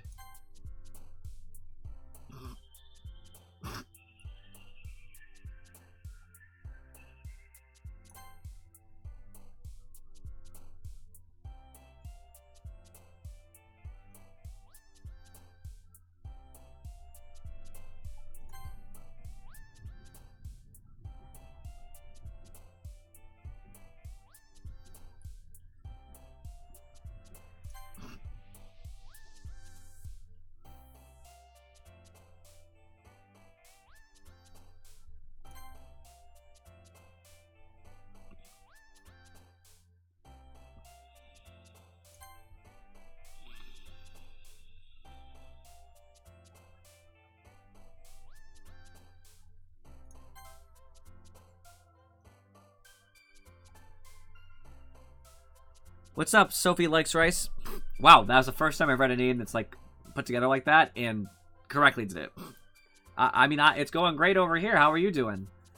I'm a good 1 hour, 25 minutes into this game with absolutely no expectations, so it's going well so far.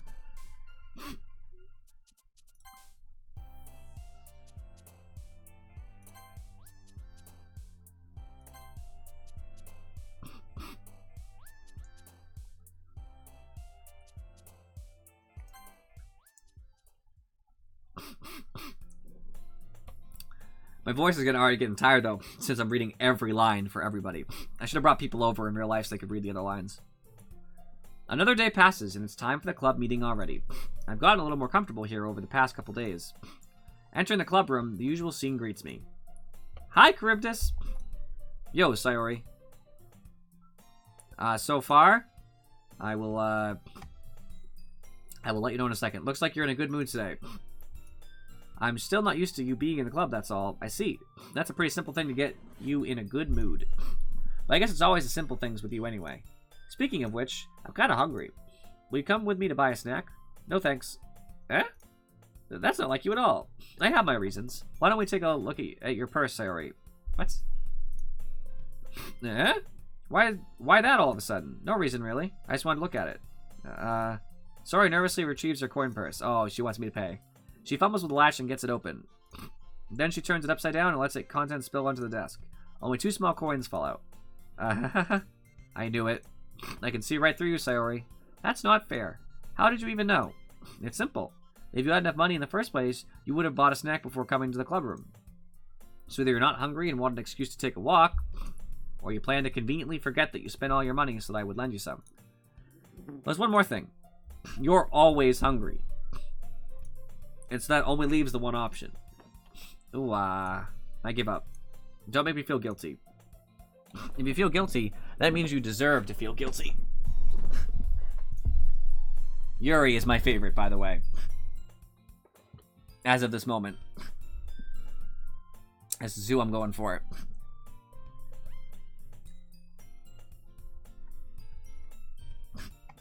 I mean, she's really easy to read. She just seems like a lazy mooch who's always hungry. And she's pretty simple in, like, her thought process. What's wrong with Yuri? Yuri suddenly giggles. Eh? I didn't notice that she was listening in. Her face is in her books as always. I wasn't listening or anything.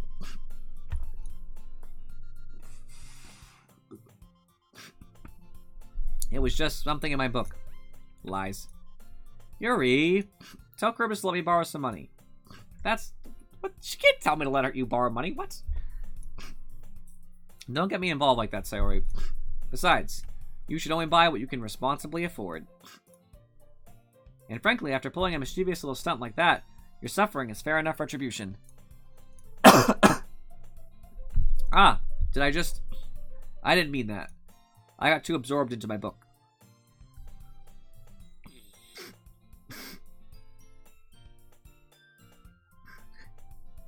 What? Is she actually overrated? I wonder why. It's probably because... So, I forget some of their names, but the younger girl, Natsuki, is really, like, unpleasant on personality. So she kind of rules herself out. Yuri acts like an idiot. Whether she is or not is irrelevant. She acts like it, and that actually can turn people off. So she kind of puts herself out. So it's only between 2 characters.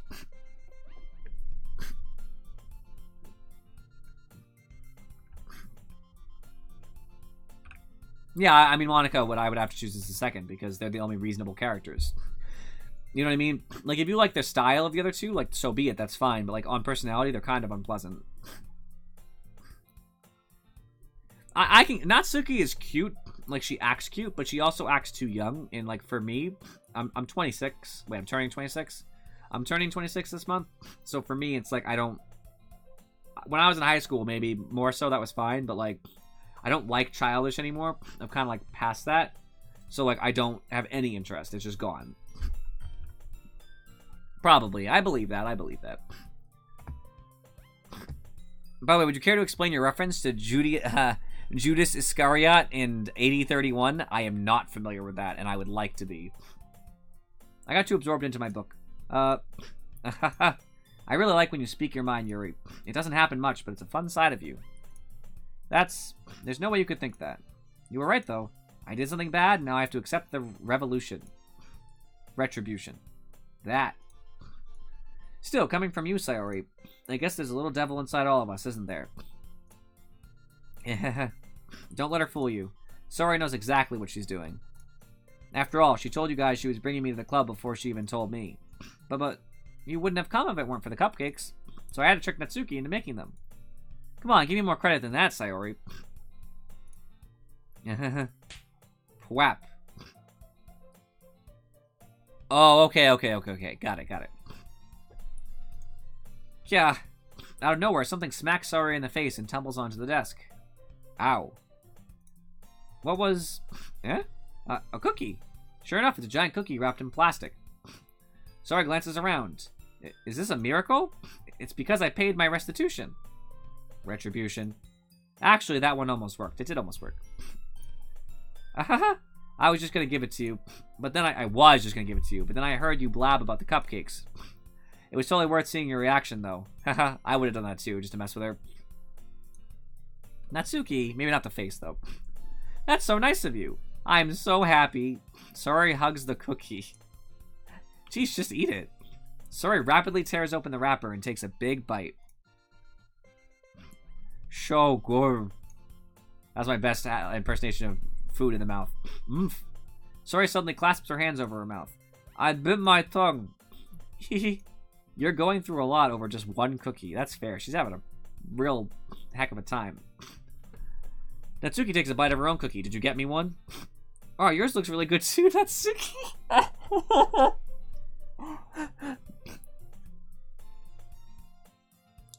I agree, Afro. There's a first impressions mean a lot. You know what I mean?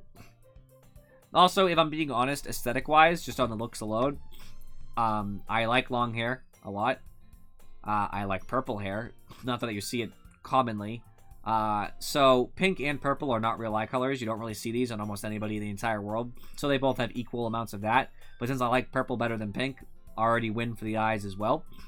And she seems more like an intellectual, which means I can actually talk to her. Like, I have a tough time talking, like, in my real life with people who are not, like, even a little bit intellectual. It's fine, I could be friends with them, but, like, I have a tough time not being able to talk about, like, philosophy, which I like to talk about. Or, you know, analyzing writing or analyzing games. You know what I mean? Like, talking about that sort of stuff. It can be hard. So I already know that, like, in a girl, this would, she would be problematic. And she is just better than she is. You could say her writing style's fine. I'm not saying her poem is bad, but, like, so far, I'm most impressed by her. Can I try it? Jeez. Beggars can't be choosers. But yours is chocolate. Yeah, why do you think I gave you that one? Fine. Still, I'm really happy that you shared this one with me. Sayori gets out of her seat and goes behind Natsuki, then wraps her arms around her. Oh, jeez. I get it. Cookie still in hand, Natsuki reaches up to nudge Sayori off of her. Sayori suddenly leans down and takes a bite out of Natsuki's cookie. I'm not surprised. Hey! Did you seriously just do that? Mouthful, Sayori trots away to safety. Yuri and I laugh as well. Jeez, you're such a kid sometimes. Monika, can you tell Sayori? Eh? Natsuki glances around. Monika isn't in the club room. Where's Monika anyway? Good question. Have any of you heard anything about her being late today? Not me. Yeah, I haven't either. That's a bit unusual. Hope she's okay. Now she's dead. Of course she's okay. She probably just had something to do today. She's pretty popular after all. Eh? You don't think she has a... I wouldn't be surprised. She's probably more desirable than all of us combined. False. That's true. Excuse me. Suddenly the door swings open. Sorry, I'm super sorry. Ah, there you are. I didn't mean to be late. I hope you guys weren't worried or anything. Eh? Monika chose the club over her boyfriend after all. You're so strong-willed. The boyfriend? What on earth are you talking about? Monika quizzically glances at me. Never mind that. What held you up anyway? Well, my last period today was study hall. To be honest, I kind of just lost track of time. That makes no sense, though. You would have heard the bell ring, at least. I must not have heard it since I was practicing the piano. Piano? I wasn't aware you played music as well, Monika. I don't really. I kind of just started recently. I've always wanted to learn piano. That's so cool. It is cool. You should play something for us, Monica. There needs to be a piano. Monica looks at me. Maybe once I get a little bit better, I will. Yay! That sounds cool. She's a good friend to have around. She's so positive. You need a positive friend in a group of friends if you really want, like, good solid hangout time. That sounds cool. I'd also look forward to it. Is that so? In that case, I won't let you down, Charybdis. Monica smiles sweetly. She also just totally, like, hip-checked everybody else out of frame. Ah, I didn't mean any pressure or anything like that. Don't worry. I've been practicing a whole lot recently, and I'd really love the chance to share once I'm ready. I see. In that case, best of luck. Thanks. So I didn't miss anything, did I? Not really. I choose to leave out Sayori's mischievous escapade. I'm sure Natsuki will end up complaining to her anyway. It looks like everyone has already settled down. Sayori somehow already finished her entire cookie.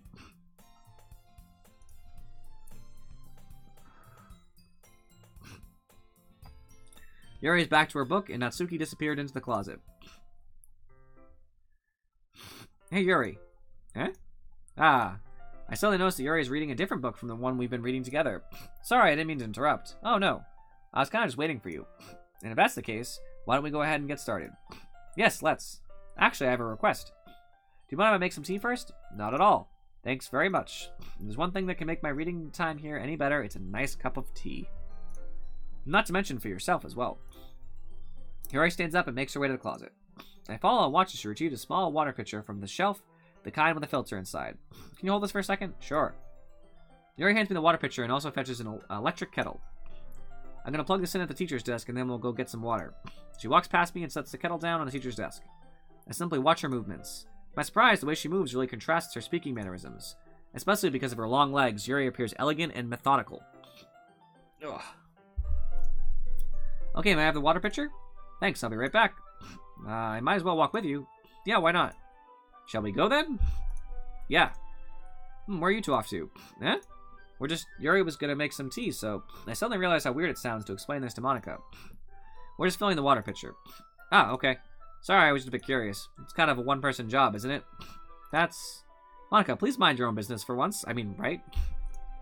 Or do you want to tell me there's something wrong with helping involve Charybdis in club activities? There you go. Yeah, that's the defense. My mouth gapes. I suppose there's nothing wrong with that. Now let's go, Charybdis. Yuri quickly exits the room and I follow. Once in the hallway, she suddenly puts her forehead against the wall. I spoke without thinking. How could I say something like that? Yuri, something about the way she said that. It made me feel so irritated. I mean, she should feel irritated. If she actually does like me, obviously Monica is interrupting her trying to get her game on, you know what I mean? Like, to impress me. That girl come in and just be like, hey, like, isn't that a one-person job? And it's like, shut up. What's wrong with me? No, Yuri. I think you did the right thing. I wasn't expecting it, but it's also not right for Monica to judge people like that. Charybdis, how come even when I do something bad, you're being nice to me? Because nothing you do is as bad as you make it seem in your head. That's a fair answer. So true. Nobody's perfect. We have emotions, and we can't always hide them away. But you always amplify things in your head. Your mind turns a light rain shower into a hurricane. No. Wouldn't you hate me for something as terrible as that? Why would I hate you? I can't hate someone for having emotions, fair? What kind of friend would do that? Friend, you say? Yuri lifts her head. Charybdis, I really like being friends with you. I even pauses like that, like... In real life, you have to be decisive sometimes, so, like, literally, this should not elongate itself any further. She's shown interest in you in multiple ways, especially with pauses like this in statements. You don't have to, like, formally date, but you should just be like, we should hang out outside a club. Like, right then. That's the perfect moment. Because you shouldn't have to, like, beat around the bush. Thanks, Yuri. I like being friends with you, too. I feel kind of awkward saying something like that, but I'm doing my best to help Yuri feel better. Anyway, oh yeah, shall we go? Yeah. Yuri and I walk to the nearest water fountain. Once we fill up the water pitcher, we return to the classroom. Charybdis, do you like oolong tea? Oh, yeah. Anything is fine. Very well. Yuri sets the temperature on the kettle to 200 degrees. Now it's time to get the teapot. You really do this properly, don't you? Of course. I shouldn't do any less when I'm making tea for others. Even if I'm not an expert on tea or anything. In that case, you'll only be even more impressed. Perhaps I will. Yuri fetches the teapot and begins measuring the tea leaves. I don't know why my nose is like so bad right now. It was fine all day.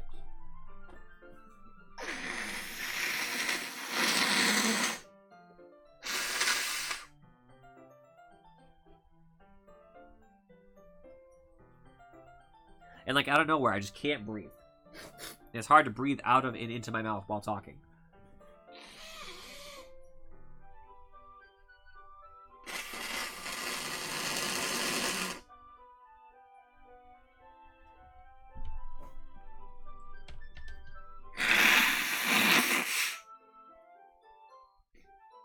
Sorry for the unpleasant clearing of my nose. I probably should have muted myself, but it's too much of a pain to alt tab, so too bad. I can kind of breathe a little bit more now. I will take the win and not mess with it anymore, because if I keep trying to blow my nose, I could just, in theory, just, like, screw it up. Yuri fetches the teapot and begins measuring the tea leaves. To my surprise, she even starts humming a little to herself. You must be in a good mood now. Is that so? I was letting it show. And you noticed. I was doing a bit of thinking, and I decided that I would try expressing myself a little bit more. It turns out it's not very hard for me to do. When it's you who's around, anyway. Ah, that's great, Yuri. Just don't push yourself too much. You're always worrying about me, Charybdis. It's very endearing. Yuri wasn't kidding. I don't even know if I can keep up with this. I watch Yuri pour a cup of tea for each of us. Charybdis, I have another request. Do you mind if we sit on the floor today? Why's that? It's a little bit easier on my back. I can read with my back against the wall rather than bending over at my desk. Oh, sorry, I didn't realize. No worries. I just have back pain very regularly, so I do my best to manage it. I sense a massage coming in the future. Is that so? Not like on screen, but like, you know. I wonder why that is. It's most likely because your posture, right? Always turns over like that while reading. Yes, I know what she was gonna say. I have terrible reading posture, so that's why we should sit on the floor. Fair enough. I'll go ahead and get the book. I retrieve the book from my bag. I have some chocolate as well. It's a bag of small chocolate candies that I kept hidden from Sayori's candy radar. I take it since it'll go well with the tea. Does chocolate go well with tea? Yuri and I then sit against the wall, teacups at our sides. As if in sync, we assume the same reading position as last time, each holding one half of the book. Except this time, our bodies are even closer to each other. I can't see too well. Yuri slides closer until our shoulders are touching. How am I supposed to focus on reading like this? Yuri was always kind of cute, but when she's being less apprehensive, it's almost more than I can handle. The exclamation point. It's almost more than I can handle! Your teacup. Yuri hands me my teacup. Holding it with my hand that's not holding the book, I end up in a position that makes it even harder to focus.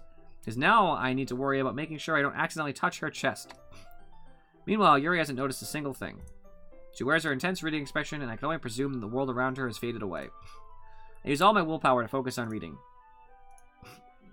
After a few minutes, I finally manage to relax a little.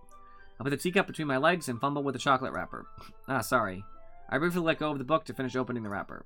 You can have as much as you want. Ah, that's okay. I won't take any. Are you sure? Well, if I touch it, then it might get smudges on the pages. Ah, you're right. I didn't even think about that. My bad. No need to apologize. I'll hold the book, okay? Are you sure? Of course. Yuri opens the book with both hands. She holds it so that I don't have any harder of a time reading from it. I like the clip too. But as a result, her left arm is practically resting on top of my leg. Well, in that case, Yuri's already totally focused on reading again. I take a chocolate candy and pop it into my mouth. Then I take another chocolate and hold it up to Yuri. I knew he was going to feed her. She doesn't even look away from the book. She simply parts her lips as if the situation was completely natural. That means I can't stop here. I apprehensively place the chocolate in her mouth. Just like that, Yuri closes her lips over it. Huh? Yuri's expression suddenly breaks. Did I just... Yuri looks at me like she needs to confirm what just happened. Oh, gosh. Charybdis. Sorry, I guess I shouldn't have done that. Well, you were just helping. That's something that friends do, right? I mean, not really in this kind of context, but, yeah, that's all it was. Yeah, then you don't need to stop or anything.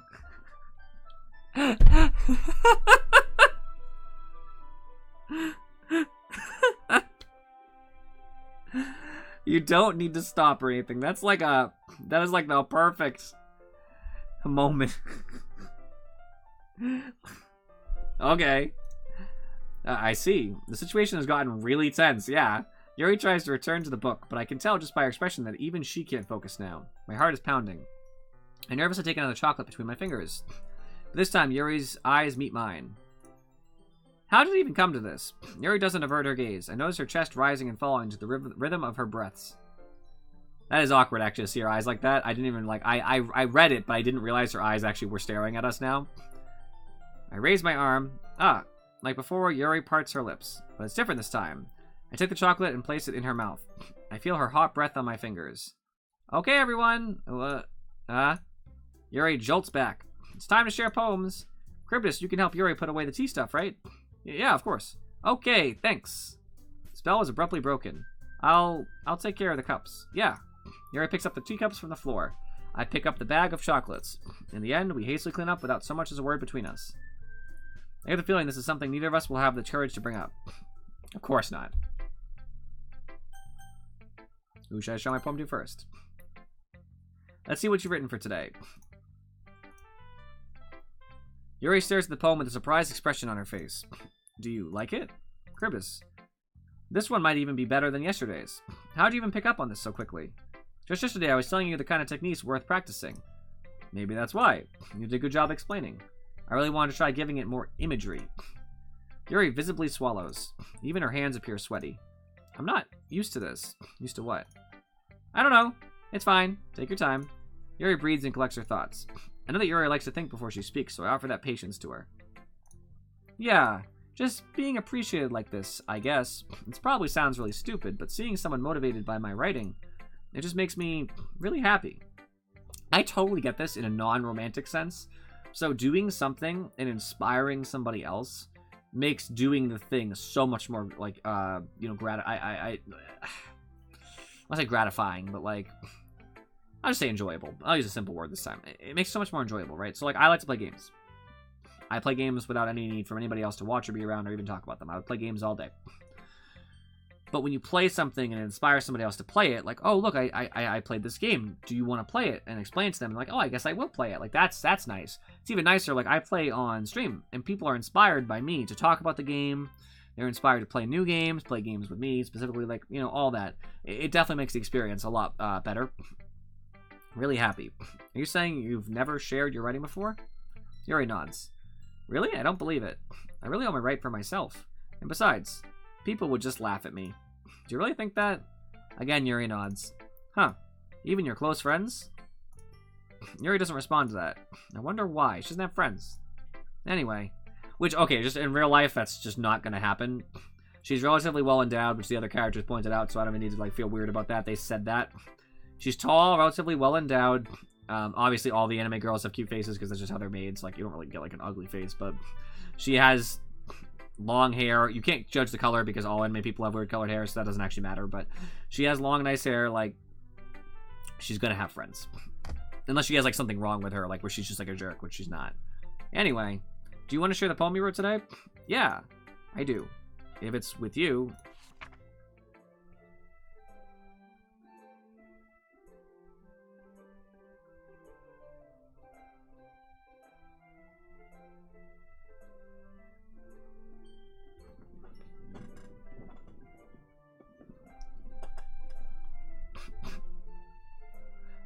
I guess I should read the poems, but I already haven't, so I'd rather not, I guess. It's just a lot. It's like a big text block, so it's easier not.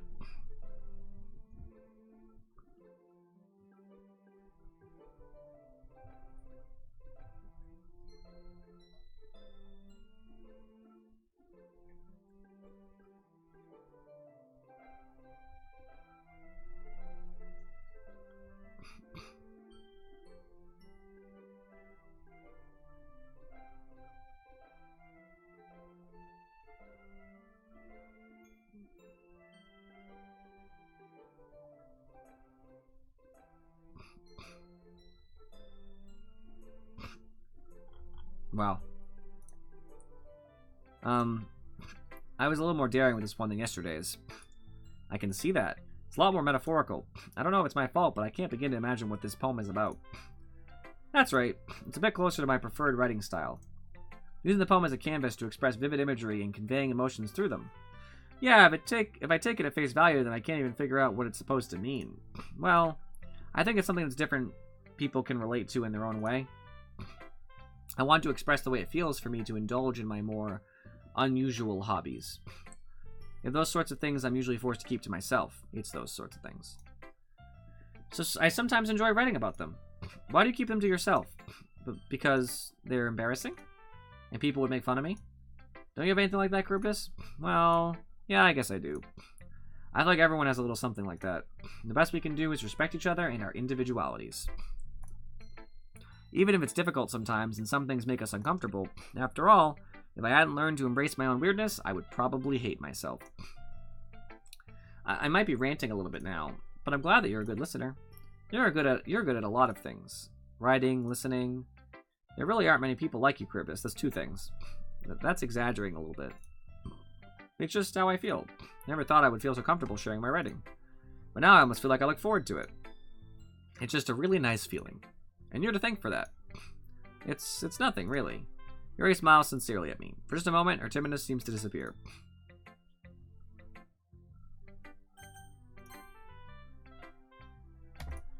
Ooh, I like this one, Charybdis. It has some nice feelings in it. Ah, I'm glad. Does that mean it's better than yesterday's? Let me think. I don't know.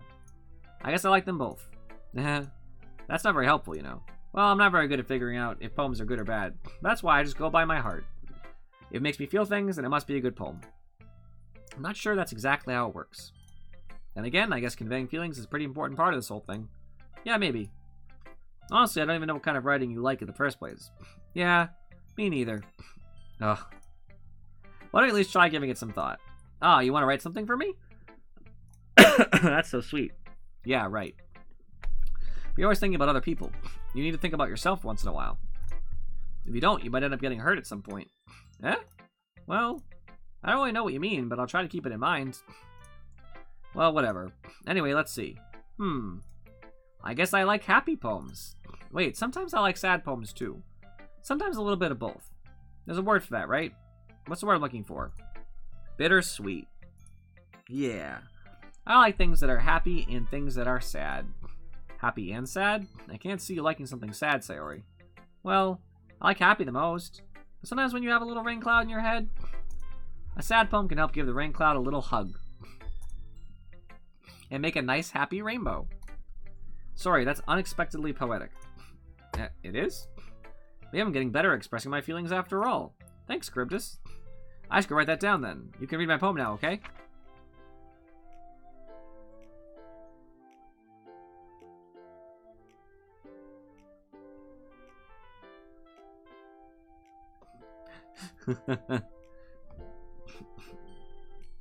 Alright, so is that's not actual quote, right? You're just saying in general? Because like I say, if that was an actual quote, I would be mad.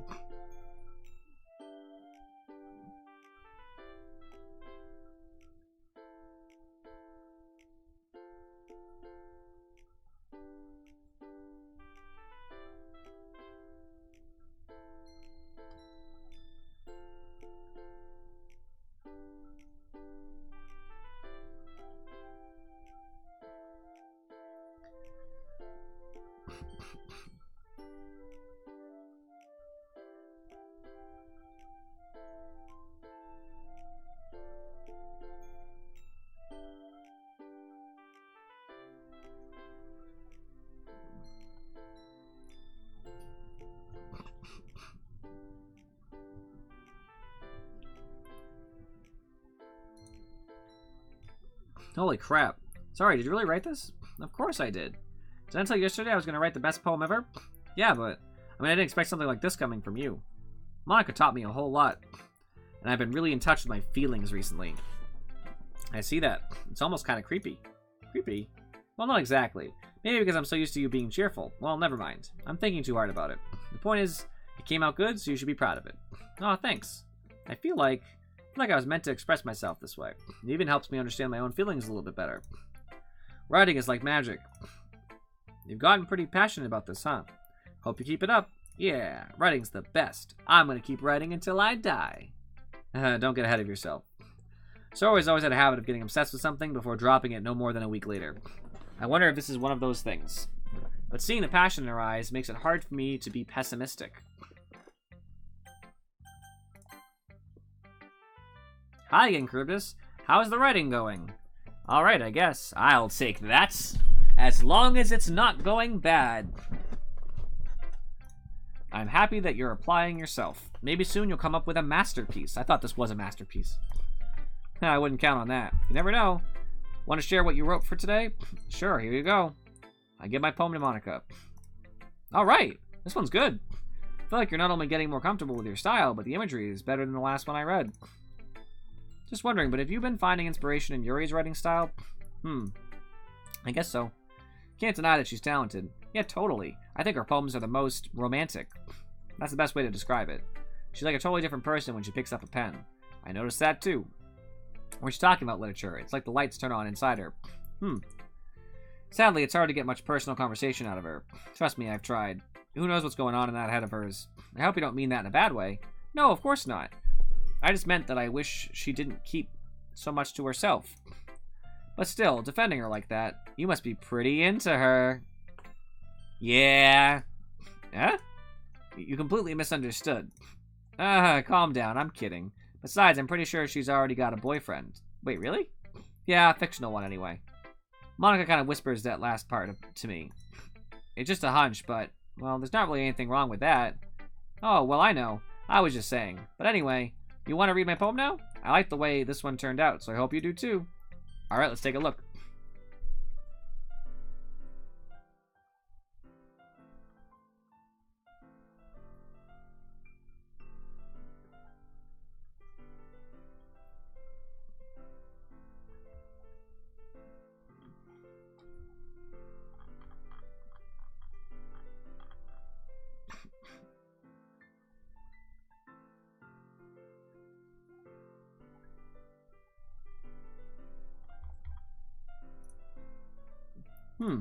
It's even more abstract than your last one, huh? I guess it's just the way I write. I'm sorry if you don't like it. No, I never said that. It's just kind of a thing I never really seen before, I guess. It's kind of like playing with my space in the paper. Choosing where and how to space your words can totally change the mood of the poem. It's almost like magic. The way I wrote the lines really short makes it feel like they're trying to speak over the noise. I see. It's still hard for me to tell what it's about, though. Sometimes asking what a poem is about isn't the right question. A poem can be as abstract as a physical expression of a feeling, or a conversation with the reader. So putting it that way, not every poem is about something. Anyway, here's Monica's writing tip of the day. Sometimes you'll find yourself facing a difficult decision. When that happens, don't forget to save your game. You never know when you might change your mind, or when something unexpected may happen. Wait, is this tip even about writing? What am I even talking about? That's my advice for today. Thanks for listening.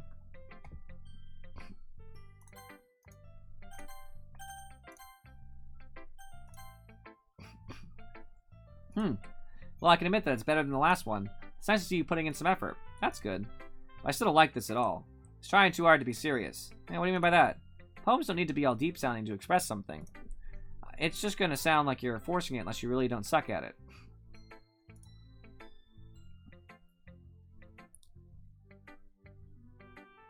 I'm gonna make more saves once I feel a decision matters. There's just no reason to right now. I haven't done anything. I'm more just saving in case the game crashes. Or if something happens and I accidentally click before a decision. But like if a big decision comes that isn't obvious to me, like obvious what I would do, then I'm going to save multiple files.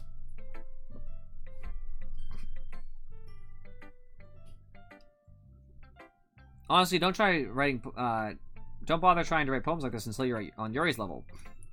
Natsuki stopped short all of a sudden. Don't tell me. You're not just trying to impress Yuri, are you? What are you talking about? And keep your voice down. You know Yuri would love this angsty. Just because she's a talented writer doesn't mean, looks like I'm in trouble. I somehow struck a nerve, though what I did is beyond me. I am so done with you. Natsuki shoves the poem I handed her back over to me. Take your stupid poem. If you wrote it for someone else, just don't show it to me. Ouch. This is what I get for letting a younger girl step into my business. Unless I was a mind reader, I was destined to be in a world of pain from the start. At least Natsuki wasn't really the girl I was trying to impress in the first place. I didn't even read her poem. Okay, everyone. We're all done reading each other's poems, right? I have something extra planned today, so if everyone could come sit at the front of the room. Is this about the festival? Well, sort of. Oh, do we really have to do something for the festival? It's not like we can put together anything good in just a few days. We'll just end up embarrassing ourselves instead of getting any new members. That's a concern of mine as well. I don't really do well with last-minute preparations. Don't worry so much. We're going to keep it simple, okay? We won't need much more than a few decorations. Sorry has been working on posters, and I've designed some pamphlets we can give out during the event. Oh, that's great and all. But that doesn't tell us what we're actually going to be doing for the event. No, sorry, I thought you heard about it already. We're going to be performing. Performing? Monica. Yeah, we're going to be having a poetry performance. Each of us are going to choose a poem to recite during the event. But the cool part is, we're also going to let anyone else come up and recite poems too. Sorry's putting it all on the poster in case anyone wants to prepare ahead of time. Sorry, who's been coloring a poster, hold it up for us to see. Are you kidding me, Monica? You didn't already start putting those posters up, did you? Well, I did. Do you really think that's a bad idea? Is that bad of an idea? Well, no, it's not a bad idea, but I didn't sign up for this, you know? There's no way I'm going to be performing in front of a group of people like that. I agree with Natsuki. I could never in my life do something like that. Imagining it, Yuri shakes her head in fear. Guys. No, Sayori. I understand where they're coming from. Remember that Natsuki and Yuri have never shared their poems with anyone until just a couple days ago. It's a lot to ask for them to recite their poems out loud to a whole room full of people. I guess I kind of overlooked that, so I'm sorry. But I still think we should give it our best. We're the only ones responsible for the fate of this club. If we start the event and each put on a good performance, that will inspire others to do the same. And the more people who perform, the better we'll be able to show everyone what literature is all about. Yeah. It's about expressing your feelings, being intimate with yourself, finding new horizons, and having fun. That's right. And it's those reasons that we're all in this club today. I don't know why we're only writing poems. It's not the only part of literature. Don't you want to share that with others? To inspire them to find the same feelings that brought you here in the first place. I know you do. I know we all do. And if all it takes is standing in front of the room for 2 minutes and reciting a poem, I'm 2 hours in, friends. I mean, Azzy, I told you I would. I know you can do it. It's okay. Natsuki and Yuri remain silent. Sayori looks worried. Sayori. Afro's here. I guess that leaves me no choice. It's not just the two of you. It was a whole group effort. But Azzy, you were the catalyst because you subscribed. I agree. I don't think it's too much to ask. I think that Sayori and Monica have been trying really hard to get new members. The least we can do is help them out a little bit. Well, maybe, but it looks like Natsuki doesn't have any arguments left. Okay, fine. I guess I'll have to get it over with. Alright. Whew. Thanks, Natsuki. What about you, Yuri? Yuri dejectedly glances around at everyone else's expectant faces. I guess I don't really have a choice. Haha, that's everyone! You're the best, Yuri. This club is seriously going to be the death of me. Oh gosh. You'll be fine, Yuri. But anyway. Do you really? Let's move on to the main event. Can't wait till it gets disturbing. I want each of you to choose a poem of yours. We're going to be practice reciting them in front of each other. No way! Monica, this is too sudden. Well, if you can't recite your poem in front of the club, how do you expect to do it in front of strangers? Oh no. Don't worry. I'll start off to help everyone feel a little bit more comfortable. Can I go next? Of course. Now let's see. Monica flips through her notebook to the specific poem she has in mind for herself. She then stands behind the podium. The title of this poem is The Way They Fly. Monica begins reciting her poem. Her clear, confident voice fills the room. More than that, her inflection is pristine. She knows exactly how to apply emotion behind each line she recites, bringing the words to life. Is this something she's done before, or is she simply a natural? I glance around me. Everyone has their eyes on Monica. Sayori looks amazed. Yuri has an intense expression on her face that I don't understand. Finally, Monica finishes her recitation. The four of us applaud. Monica takes a breath and smiles. That was so good, Monica.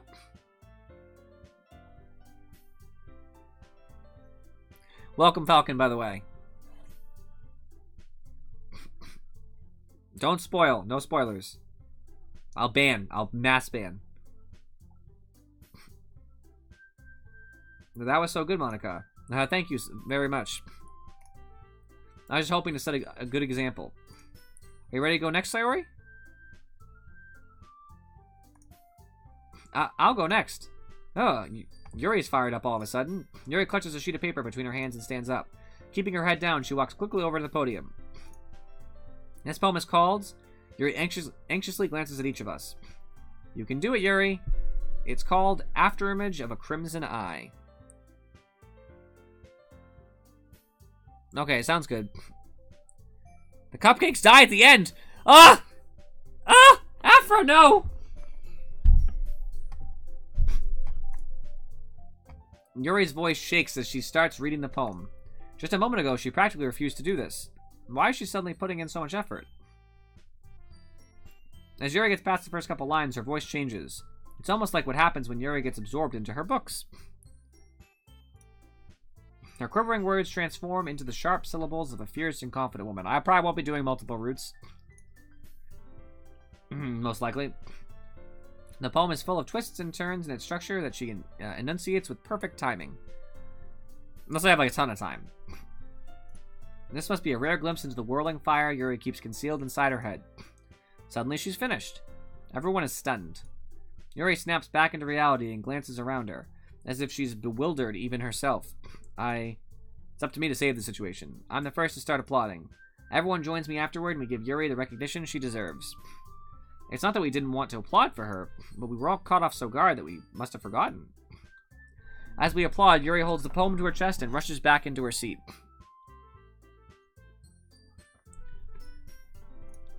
Yuri, that was really good. Thank you for sharing. Looks like Yuri is down for the count. Okay, I guess I'm next then. Sayori hops out of her chair and cheerfully walks to the podium. This one's called My Meadow. Sorry, I giggled. Sorry. It's a lot harder than I thought. How do you guys do it so easily? Try not to think of it like you're reciting to other people. Imagine you're reciting it to yourself, like in front of a mirror or in your own head. It's your poem, so it'll come out the best that way. I see. Okay then. Sayori begins her poem. Somehow it feels like her soft voice was made as a perfect match. This poem isn't aimlessly cheery like Sayori is. It's serene and bittersweet. If I were to read this on paper, I probably wouldn't think much of it. But hearing it come from Sayori's voice almost gives it a whole new meaning. Maybe this is what Sayori meant when she said she likes my poems. It's like I get to reach more deeply into someone I thought I knew through and through. Sayori finishes and we applaud. I did it! Good job, Sayori. Even Charybdis liked it. I guess that's a good sign. What does that even mean? It came out nicely, Sayori. The atmosphere of the poem fits you really nicely. But it might be that other poems wouldn't work quite as well with that kind of delivery. I don't really understand. In other words, I've seen poems of yours where that sort of gentle delivery wouldn't work as well. They might need a little more force behind them depending on what you're reading. Oh, I know what you mean. Well, I've been practicing that kind of thing. It's just embarrassing to do it in front of everyone. The next time, I'm going to make you pick a poem that challenges you a little more. We don't have much time before the festival, you know. Okay. Now who's next? Natsuki? Don't make me go before Charybdis. It's not like I can compare to you guys anyway. Might as well let Charybdis lower everyone's standards a little before I have to do it. Ooh! Natsuki. It's fine. I might as well get it over with. But it's not like I have much of a selection of what to read. I'll just have to go with what I wrote for today. I stand up and step in front of the podium. Everyone has their eyes on me, making me feel terribly awkward. I recite my poem. Since I'm not exactly confident in my own writing, it's hard to put energy into it. Despite that, once I finish, I receive applause anyway. Sorry, I'm not really as good as everyone else. Don't worry about it so much. I think it's less about your abilities and more about your lack of confidence in your writing. That's something that'll improve over time, though. I don't care about it. Don't worry. I don't care about the ending missing or not. Yeah, maybe. Alright then. That just leaves Natsuki. Yeah. I'm going. Natsuki begrudgingly gets out of her seat and makes her way to the podium. So I have a question for you guys. So if I finish this game, let's just say a little later, like a little bit after 9, I'm going to say 10 o'clock. But on the nose, though, like 10 on the nose. I have time left. What do you guys want me to do with the other hour? Because I'm not going to dive back into this game if I'm finished within a reasonable amount of time. So is there another game that we normally play that you guys would like to see? If you care, just leave some comments in the chat, and I'll consider some of those options. I just want to get like a feel for it, you know.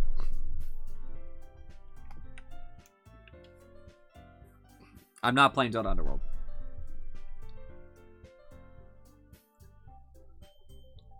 Natsuki begrudgingly gets out of her seat, makes her way to the podium.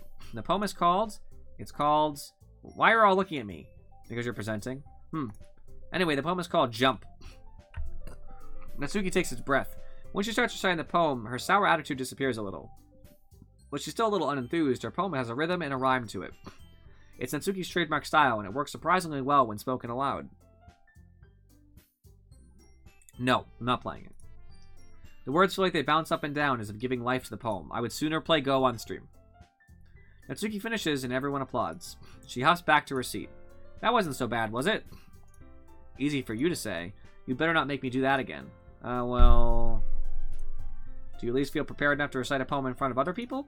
I mean, doing it in front of other people will be way easier. I can put on whatever face I want for other people. But when it's just my friends, it's just embarrassing.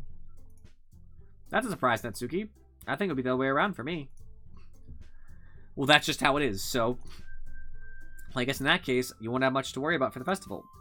And that said, I want to thank everyone for coming through. It might be hard, but I hope that you all have an idea of what it's like now. Make sure you pick a poem and get enough practice before the festival, okay? I'll be making pamphlets, so let me know ahead of time what you'll be reciting. Jeez, I should probably find some other poem to recite instead. That's fine, too. Doesn't have to be your own.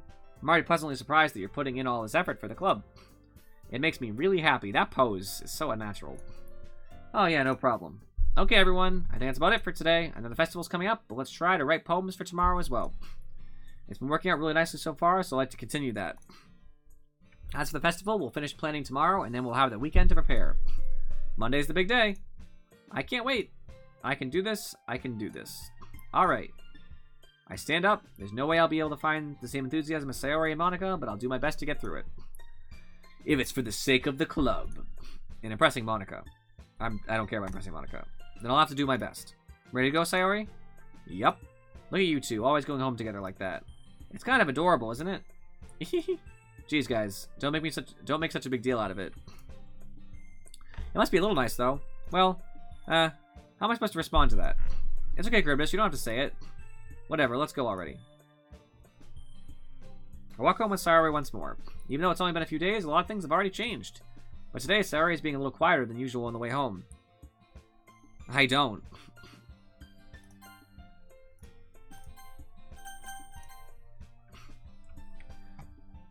Quieter than usual on the way home. Hey, Sayori. Sorry, I was spacing out. Ah, no wonder. I was thinking about something from earlier. I like how we got to... Sorry fumbles with our words. So let's just say that one day Yuri asked to walk home with you. I would say yes in a heartbeat. Huh? What would you do? What kind of question is that? You're kind of putting me on the spot here.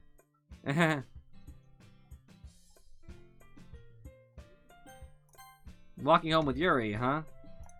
Why does the thought of that make my heart pound? I mean, given how hard it is for her to socialize, I would feel awful turning her down, so that's a good answer. That is a solid way to not feel Sayori feel as bad as she could.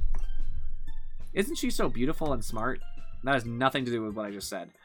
Yo, okay, that's a lie, but she's your friend. You can lie to your friends. Like, I would feel bad if you're lying to somebody to get them to, like, go out with you. If I'm not trying to go out with her, I can totally lie to my friends. It's so funny. See, there's a couple hit and miss things. Like, I'm way better with girls than he is, but I would have said the exact same thing. That has nothing to do with what I just said. With that inflection, too. Like verbatim. You admitted it. That's fair. I did passively admit it, and that's very astute. I didn't deny it. I would have said, I don't know about that. Also has nothing to do with what I just said if I was going to deny it. Jeez. There's not even any point in speculating something that's never going to happen. Well, maybe. But I just like to think about it. It's not long before you won't need me anymore, you know? Need you. Sorry. I can't figure out how you're seeing things in your head right now. Sorry. Everyone is different. Nobody in the club is a replacement for you. If you say so. The conversation trails off and I'm left feeling awkward. Well, you do lose friends as you age sometimes. But it's kind of her fault for trapping me with such a weird question. I can't just lie to her. But there's something that makes her happy. I would hate to take that away from her. That's why I said there's no point in speculating. Then again, the festival's only a few days away. Who knows what'll happen in that time?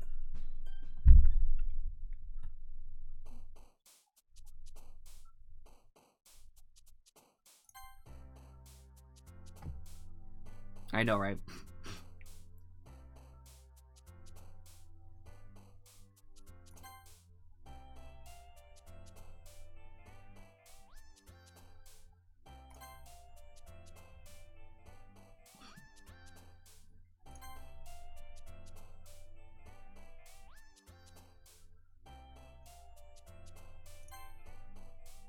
They give you like the same words. It kind of stinks.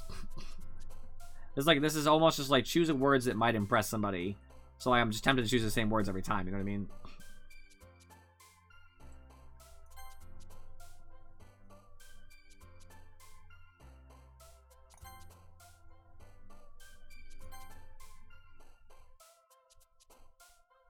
I still want to take entropy.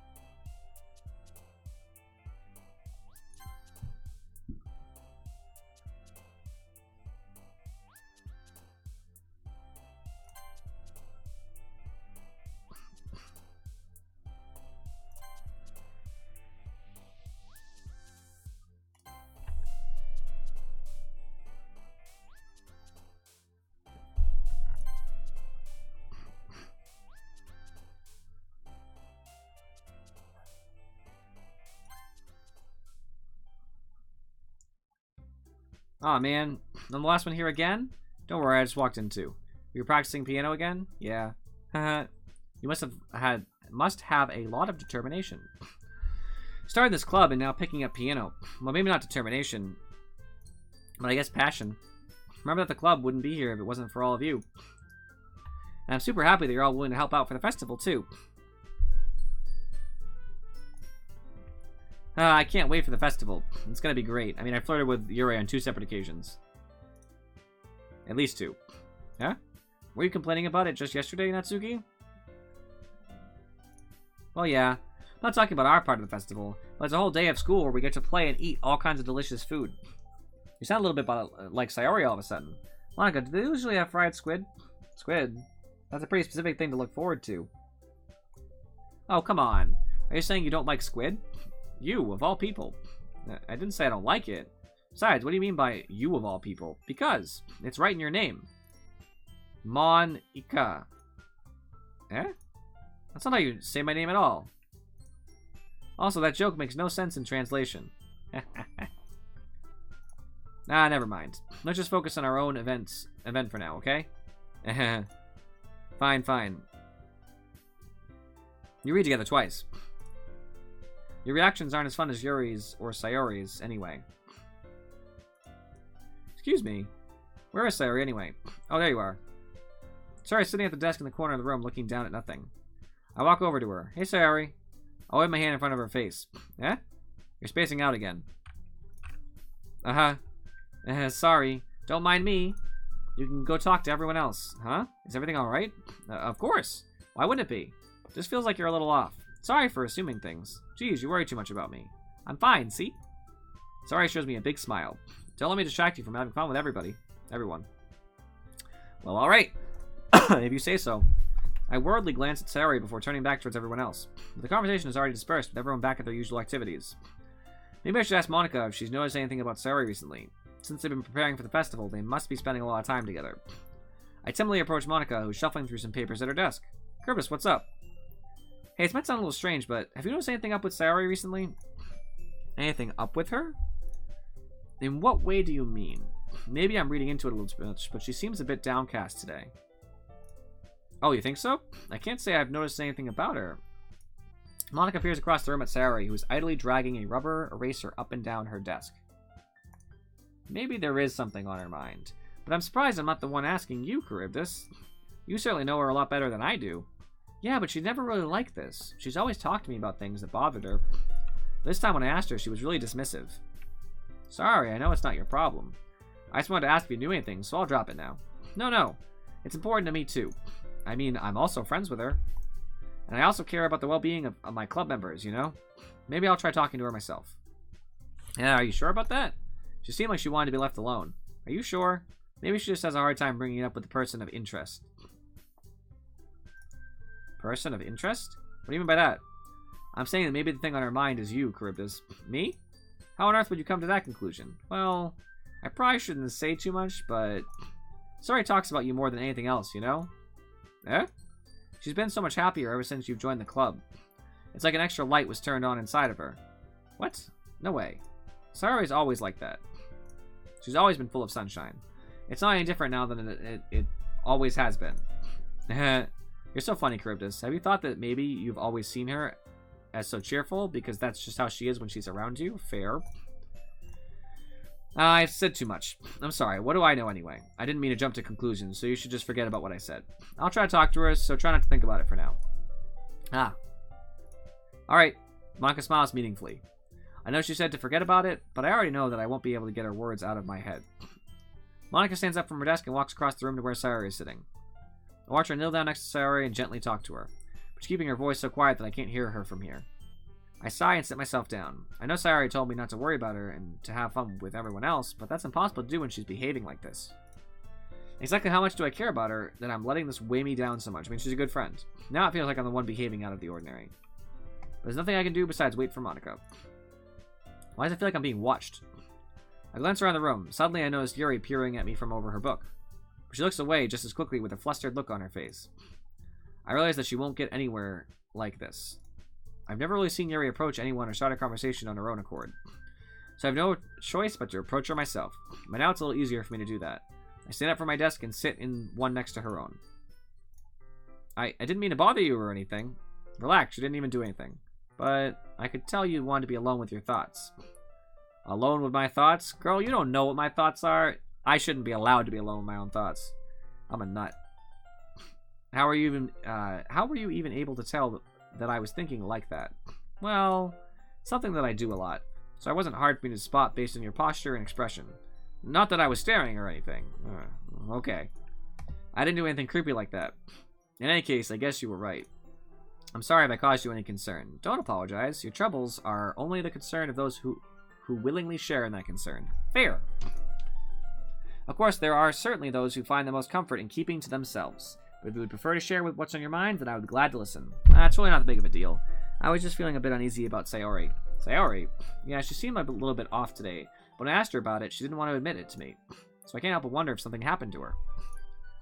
Oh, that's quite romantic. Eh? So sorry, I didn't mean to say something stupid. It's not that, I just didn't want you to misunderstand. Sayori and I have just been friends for a long time, that's all. Ah, I see. And perhaps it's unusual for her to be dismissive to you about her feelings. Or maybe I'm just reading into it a little too much. Probably not. Charybdis, the world is full of meaning often hidden deep beneath plain sight. There are many untold mysteries behind every person, no matter how well you may know them. Ah. So you think that there might be something behind it after all? I think that Sayori is a very complex person. Her mannerisms on the outside don't always match what would be going on inside her head.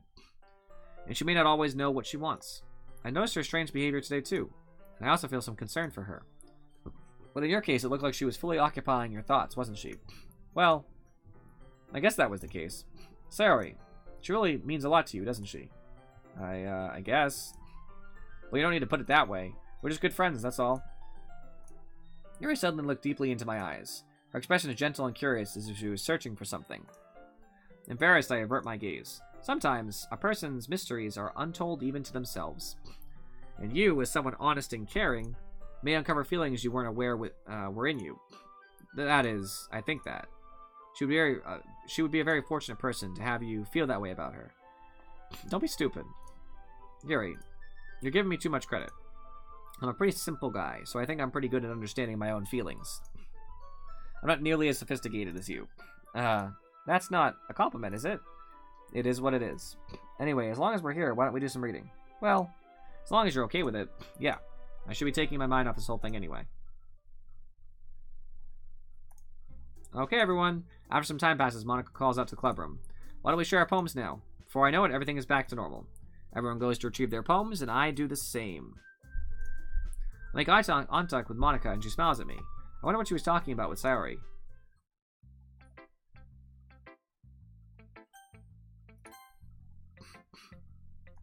Charybdis, your writing has only improved in these last few days. Every poem you've shown me has been nothing short of spectacular. I can really feel the emotions.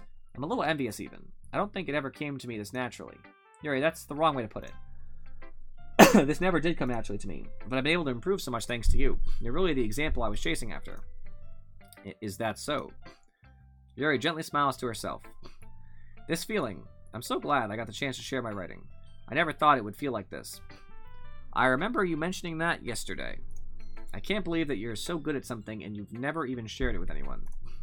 It's kind of a shame. Maybe, but it's not like I really had a choice. What do you mean? Well, Yuri smiles sadly. Charybdis, during lunchtime I eat by myself. Did you know that? It's a great time to find a quiet spot and do some reading. In fact, I always have some books with me. You could say I really enjoy reading. Well, that's one way to put it anyway. But books are so full of amazing, inspiring people. People you want to fall in love with. Or people you just know would make a really good friend. Cheerful people who always put a smile on your face. Or deep thinkers and problem solvers who discover the mysteries of life. So when you look at it that way, I'm surrounded by friends every day, you know? And those friends don't laugh at me. They don't tease me for spacing out all the time. They don't make fun of my body type. Who's making fun of her body type? I gotta throw that question down. What? Stupid.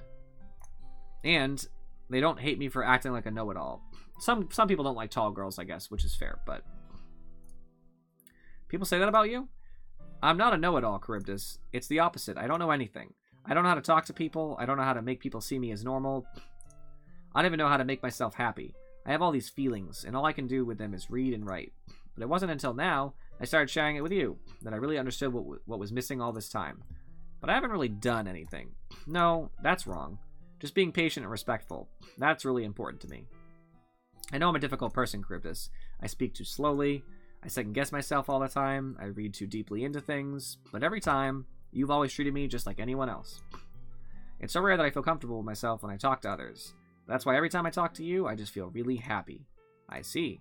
Well, I treat you how you deserve to be treated, Yuri. If other people don't see it that way, then screw them. That is a both very nice thing to say, but also very accurate. I mean, I joined this club hoping I would make friends, and I would say I've had at least one success, wouldn't you? If you put it that way, yeah. We really are friends now, aren't we? Yuri puts her head in her hands, but this time she's smiling as she does it. Do you want to show me your poem? Yeah, I do. Let me get it for you.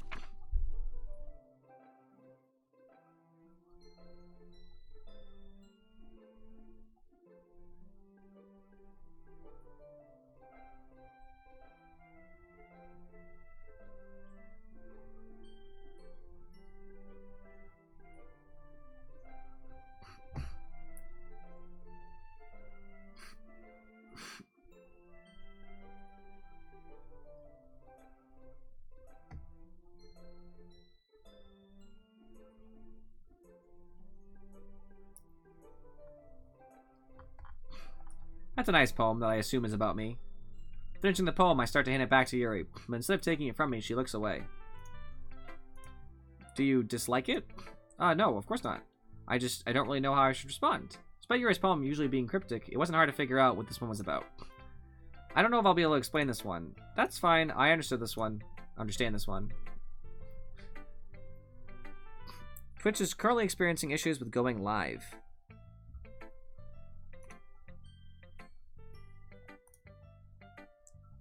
Are you guys still here watching me? Anybody in chat, can you respond? Because if Twitch is having issues, I just want to know. It looks like I'm still sending things out to Twitch, so it should be fine. Alright, thank you, Ezzy. Shut up, Afro. Yuri's having an even harder time speaking than usual. Does this one mean a lot to you? Yuri nods. I'm not really good with words, but I'm happy that you shared it with me. So thank you. And I hope we keep spending time together. Despite my inability to make eye contact, I see a faint smile emerge on Yuri's lips. I once again try to hand the poem back to her, but instead Yuri gently takes my hands and pushes them back towards me. I hesitate in response to her warm touch. I mean, I already knew she wanted me to keep it. That was like the first implication. You can, the poem is, once again, Yuri fails to form a complete sentence. You mean I can keep it? Yuri nods. I'd love to. Again, Yuri faintly smiles, as if she doesn't want me to notice.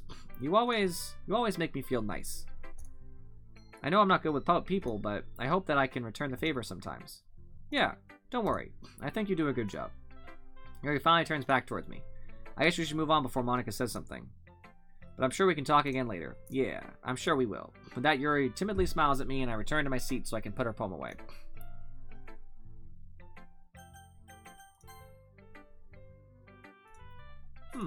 It's nice, I guess. Come on, I can already tell you don't like it.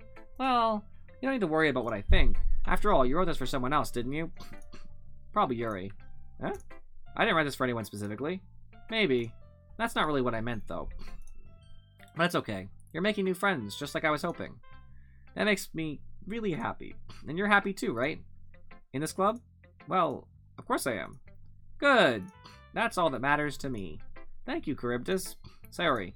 Is there something wrong? Huh? No, nothing. I'm just a little tired today. Alright. Just tell me if you need anything. I will. Don't worry about me, okay? You can go play with everyone else now. If you insist. Yay! I'm gonna go home a little bit early today. Sorry. Tell Monika I wasn't feeling well, okay? I'll see you tomorrow. Before I can say anything else, Sayori cheerfully walks out of the classroom humming to herself. She's gonna kill herself, isn't she? Hi, Charybdis. Have you thought about what you want to submit to perform at the festival? Well, being in this club is one thing, but performing in front of a bunch of people, I'll have to give it some more thought. Okay, no pressure. Whatever you do, I'm sure it'll turn out great. It would also make me happy to see. Anyway, let's take a look at today's poem. Sure. I let Monika take the poem I'm holding in my hands, as it better not be, hers. Your style has gotten so refined, Charybdis. No, okay. Yuri's been teaching you a lot of things, hasn't she? Well, I guess so. Yeah, I've been noticing how much time you spent with her. I think I've heard her say more words these past couple days than she's talked in the whole year. Not sure how you did it, but that's pretty impressive. Well, she just needs some patience and a way to talk about all the things in her head, I guess. I'm still getting the hang of it myself. You're certainly putting in a lot of effort. You must really like her. That's... It's awfully suspicious, you know. Spending time with her in the club room every day. Reading that edgy novel with her. Well, I just feel bad that she's had such a hard time socializing. Makes me want to make sure she doesn't spend all her time alone. Besides, the novel isn't too bad either, you know? Alright. I get you. Just be careful, alright? I know that Yuri isn't used to opening herself up. So something bad happens while she's vulnerable, and they can be really hard for her. Her books aren't a total escape from reality. They're just a bandage. You say like that like I'm gonna hurt her. Sorry, I didn't really mean that. If anything, she might accidentally hurt herself. No, she's actually being a really good friend right now, to Yuri. Because if I'm leading Yuri on, or I don't realize I'm leading Yuri on, if she opens that much up to me, like, that's a good way to get someone to, like, really shut down for a long time. Anyway, I'll share my poem with you now, alright? Alright.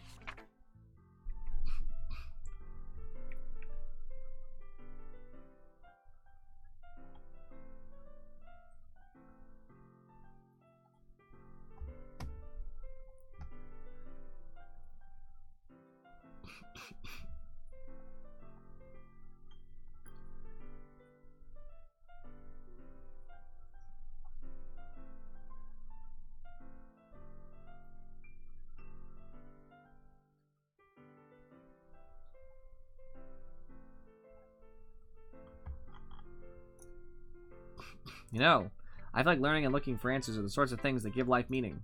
Not to get too philosophical or anything, but it was kind of on my mind, so that's what I wrote about. I see. I never really put much thought into it. In a way, it's almost paradoxical. Because if we all had all the answers, wouldn't the world start to lose its meaning? You know, there's one thing I noticed. It seems like everyone in this club prefers writing about things that are more sad than happy. Are you surprised? I mean, if everything was okay, we wouldn't really have anything to write about, would we? A lot of poems are sad. Humans aren't two-dimensional creatures. I think you know that better than anyone. You mean one-dimensional. Yeah, that. Anyway, here's Monika's writing tip of the day. Are you ever too shy to share your writing because you're afraid it's not that good? It can be really disheartening to get a lukewarm response to something you put so much into. But if you find other people who enjoy writing, then sharing becomes a lot easier, because instead of just telling you that your writing is good, or okay, or bad, they want to focus more on everything that went into it and the things you can work on. It's much more encouraging that way, and it will make you want to continue improving. It's almost like having your own little literature club, don't you think? That's my advice for today. Thanks for listening.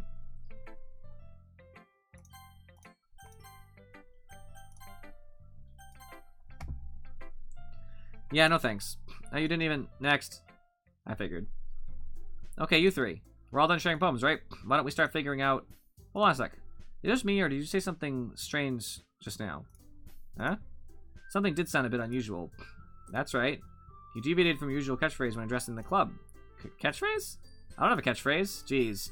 Why is the mood so weird today? Look, even Yuri isn't immune to it. Stagnating air is common foreshadowing that something terrible is about to happen. In your books, maybe. Look, the only thing different is that Sayori isn't here. Ah, it seems you're right. Sayori always helps lighten the mood a little bit, doesn't she? It's almost like everyone's balance is thrown off a little when she's not around. Where the heck did she run off to anyway? I thought she just went to pee. Natsuki, please show some decency. Oh, come on. She actually wasn't feeling too well and went home early. Is that so?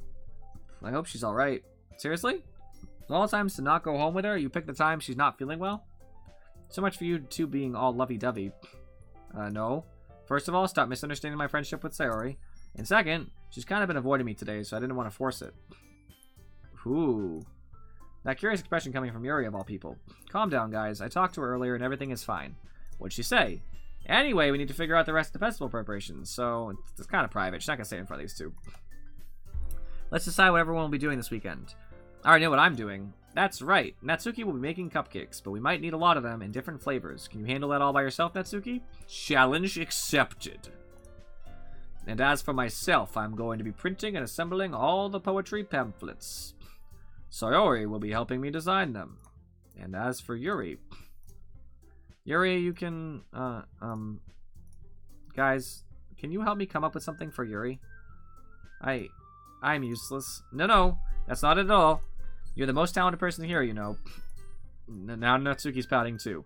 Geez, even I can tell now. I guess I never gave Sayori enough credit, but I can tell things are even harder on you when she's not around. That may be the case. But if I can't also be the leader on my own, then I won't grow as a person. So Yuri, you have beautiful handwriting, you know, so you should make some banners and decorations to help set the atmosphere. Atmosphere? About that. I love atmosphere. Yuri's expression suddenly changes as she stares at her desk in focus and starts nodding to herself. Your mind is already racing, I see. That's great. You'll be a wonderful help, Yuri. But anyway, that just leaves you, Charybdis, the one who is truly useless. Don't say that. In fact, both Natsuki and Yuri have some pretty heavy tasks to handle. It'd probably go a long way to give one of them a hand. You'd always help me out as well. I would be really appreciative of that. That's... Is Monica suggesting I spend the weekend with one of my club members? Ooh, scandalous. How on earth are they going to respond to a suggestion like that? I suppose I wouldn't mind a bit of help. Well, even if you don't know how to bake, there's always some dirty work I could give you. It's not like Monica's going to give me a choice, and you shouldn't be sitting on your butt anyway. Natsuki tries to mumble a bunch of excuses like that.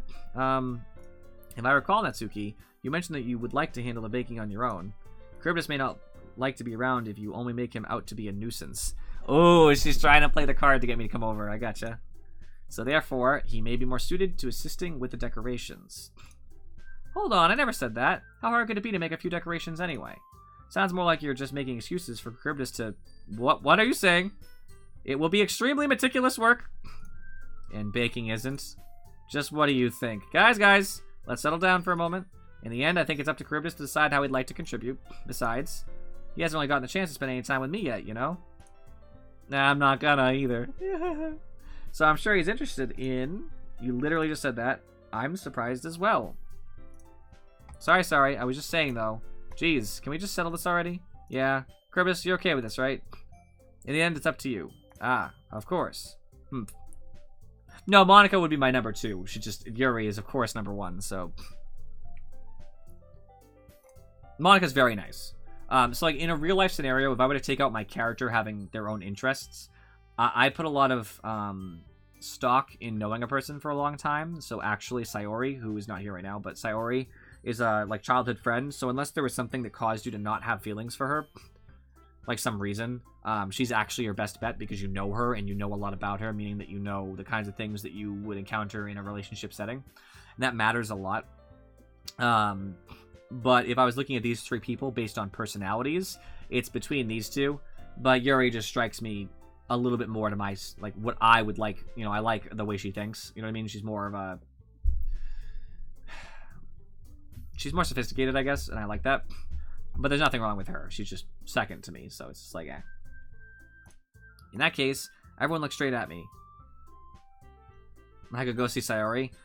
So, I'm going to be clear. So, I know in the games something bad's going to happen. So, in theory, I should go see Sayori so that she doesn't kill herself or something like that. However, in character, I have no reason to assume that she's having anything except a bad day. Maybe she's crying her eyes out at home or something. The truth of the matter is, she didn't want to be around me, and I'm probably not going to make it better. Because the truth of the matter is, I'm not interested in her in this particular circumstance, so, like, sorry. Knowing the consequences doesn't change my in-character decisions. Yeah, play in character. Well, I'll probably be most useful helping out Yuri. Me?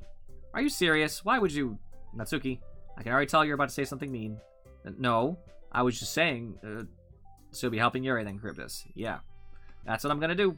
I'm glad. I have a bad habit of overthinking these sorts of things, so I think your assistance will be very useful. That's great to hear. Natsuki, will you be able to handle the baking yourself? I mean, yeah. I already said I would be fine. Okay, okay.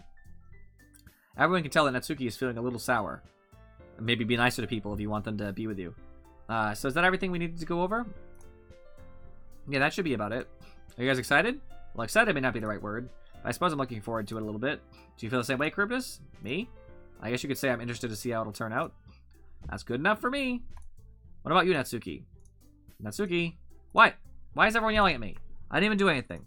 No, that's not what I meant at all. Yuri anxiously glances between everyone in the room.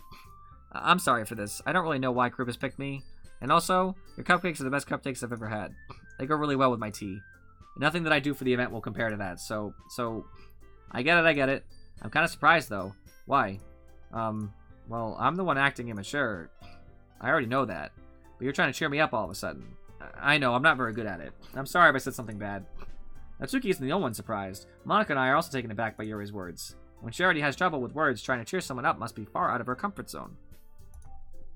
But I begin to understand. Yuri was trying to sound like Sayori.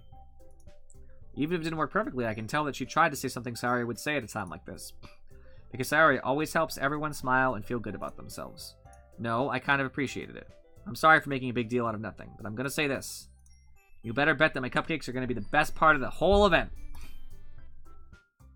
Ah, I believe you. Yeah, I hope to see everyone do their best. But with that, there's nothing more for today, so I guess it's time for us to head out. Alright, let's get out of here then. Everyone packs up their things. I start to follow Monica and Natsuki out the door as they chat between each other. Huh? I turn around. Sorry, I realized that I don't have any way of contacting you this weekend. Oh, you're right. I can't believe that slipped my mind. Should I give you my phone number? I think that would be the best way, yes. Alright then. Yuri and I exchange phone numbers. Okay, then I'll be stopping by your house on Sunday. Eh? My house? Is that a problem? No, not at all. I just thought that I would be the one going to your house, since I'm the one helping you. I suppose that makes sense, but if you don't mind, I think I'd prefer going to your house. Alright, in that case, that won't be a problem. I decided not to press Yuri for a reason. Twitch is so buggy with your resubscription. Thank you, Falcon. I don't know why it always does this, like, repeatedly for you. Who knows? It's not like it should matter much either way, so I'll just need to make sure my room is clean. Hope I managed to make myself useful in some way. I'm not nearly as creative as you are. Don't underestimate yourself, Charybdis. Go to my house, right? Yeah. I think that will make a very productive team, even if you only choose me because you felt bad or something. Wait, you don't actually think that, do you? I don't know. It's difficult to come up with any other reason you may have chosen me. You're forgetting the one reason with the most common sense. I chose to help you because that's what I want to do. But Yuri thinks to herself with an extremely tense expression. Yuri, you're overthinking this. You wanted me to point out when you're overthinking, right? Eh? I didn't realize. I'm telling you, I want to. That's all there is to it. Do you believe me? Yuri thinks really hard again. She looks straight into my eyes for a long while. I believe you. As if it took her tremendous effort, Yuri finally says that and relaxes her expression. and I'm really looking forward to Sunday. Yeah, I am too. After that exchange, I make my way out the door and Yuri follows. Can't believe this. Yuri's going to be coming to my house on Sunday. My anxiety shoots through the roof. Even though I've gotten pretty used to handling her at this point, there's no telling what might end up happening when we're outside of school. More than that, she told me that she was looking forward to it. Oh no, she's looking forward to it. Is this the chance I have to make something happen between us? Or is it too early for that? Only time will tell. But until then, I won't be able to take my mind off of it. I seriously can't wait. I should go check on Sayori. It's already Sunday. I've been getting increasingly anxious about Yuri's upcoming visit. I keep telling myself there's no reason to be nervous, but it doesn't help much. Yuri is clearly an introvert, and also an intimate person in general. There's no doubt that she'll open up a little bit when it's just the two of us. Meanwhile, we've even been texting occasionally. She was extremely apprehensive at first, but it wasn't long before I was already learning more about her. But putting Yuri aside, I haven't heard a thing from Sayori since she left club earlier the other day. It's not like we text each other all the time or anything. But I've been worried about her in the back of my mind. Between what Sayori said and what Monica said, is it really okay for me to put Sayori's feelings aside when she might need me? Yes. But if you can do both, that's great too. I decided to visit Sayori before Yuri comes over. Rather than asking, I simply tell her I'm coming over, much like we've done in the past. Once I reach Sayori's house, I knock on the door before entering it myself. Again, we used to play so often that we'd made it a habit of simply entering each other's houses like we were family. This is where things go bad. The house is quiet. Sayori isn't anywhere on the first floor, so I assume she's up in her room. Alright, everybody watching the video, prepare, because I'm sure this is going to get bad. It's already strange of her not to run down and greet me. I head up to her bedroom where I finally find her. Sayori? Oh. Hi, Charybdis. I sit down in her room. Sayori forces a smile, but it's easy to tell that she's different. There's a minute of silence between us. You haven't come over like this in a long time, have you? I guess you're right. It has been a long time. Not much has really changed, has it? Sayori's room is as messy as it's always been. I also recognize the same stuffed animals and wall decorations that she's had for years now. If you come over more often, it wouldn't be such a mess. I'm not cleaning your room. That's because I end up cleaning it for you. How come you suddenly wanted to come over today? Aren't you supposed to see Yuri today? Yeah, but... Wait, how did you know that? Sayori had already left by the time we decided that last meeting. Monica told me. It's only natural for her to keep me informed about the festival preparations, right? That's true. What about you? Are you going to be helping Monica today? Of course. But I'm just helping her online. We didn't plan to meet up or anything. So it's just me and Yuri then. Yep. There's more silence between us. Sayori stares in a random direction.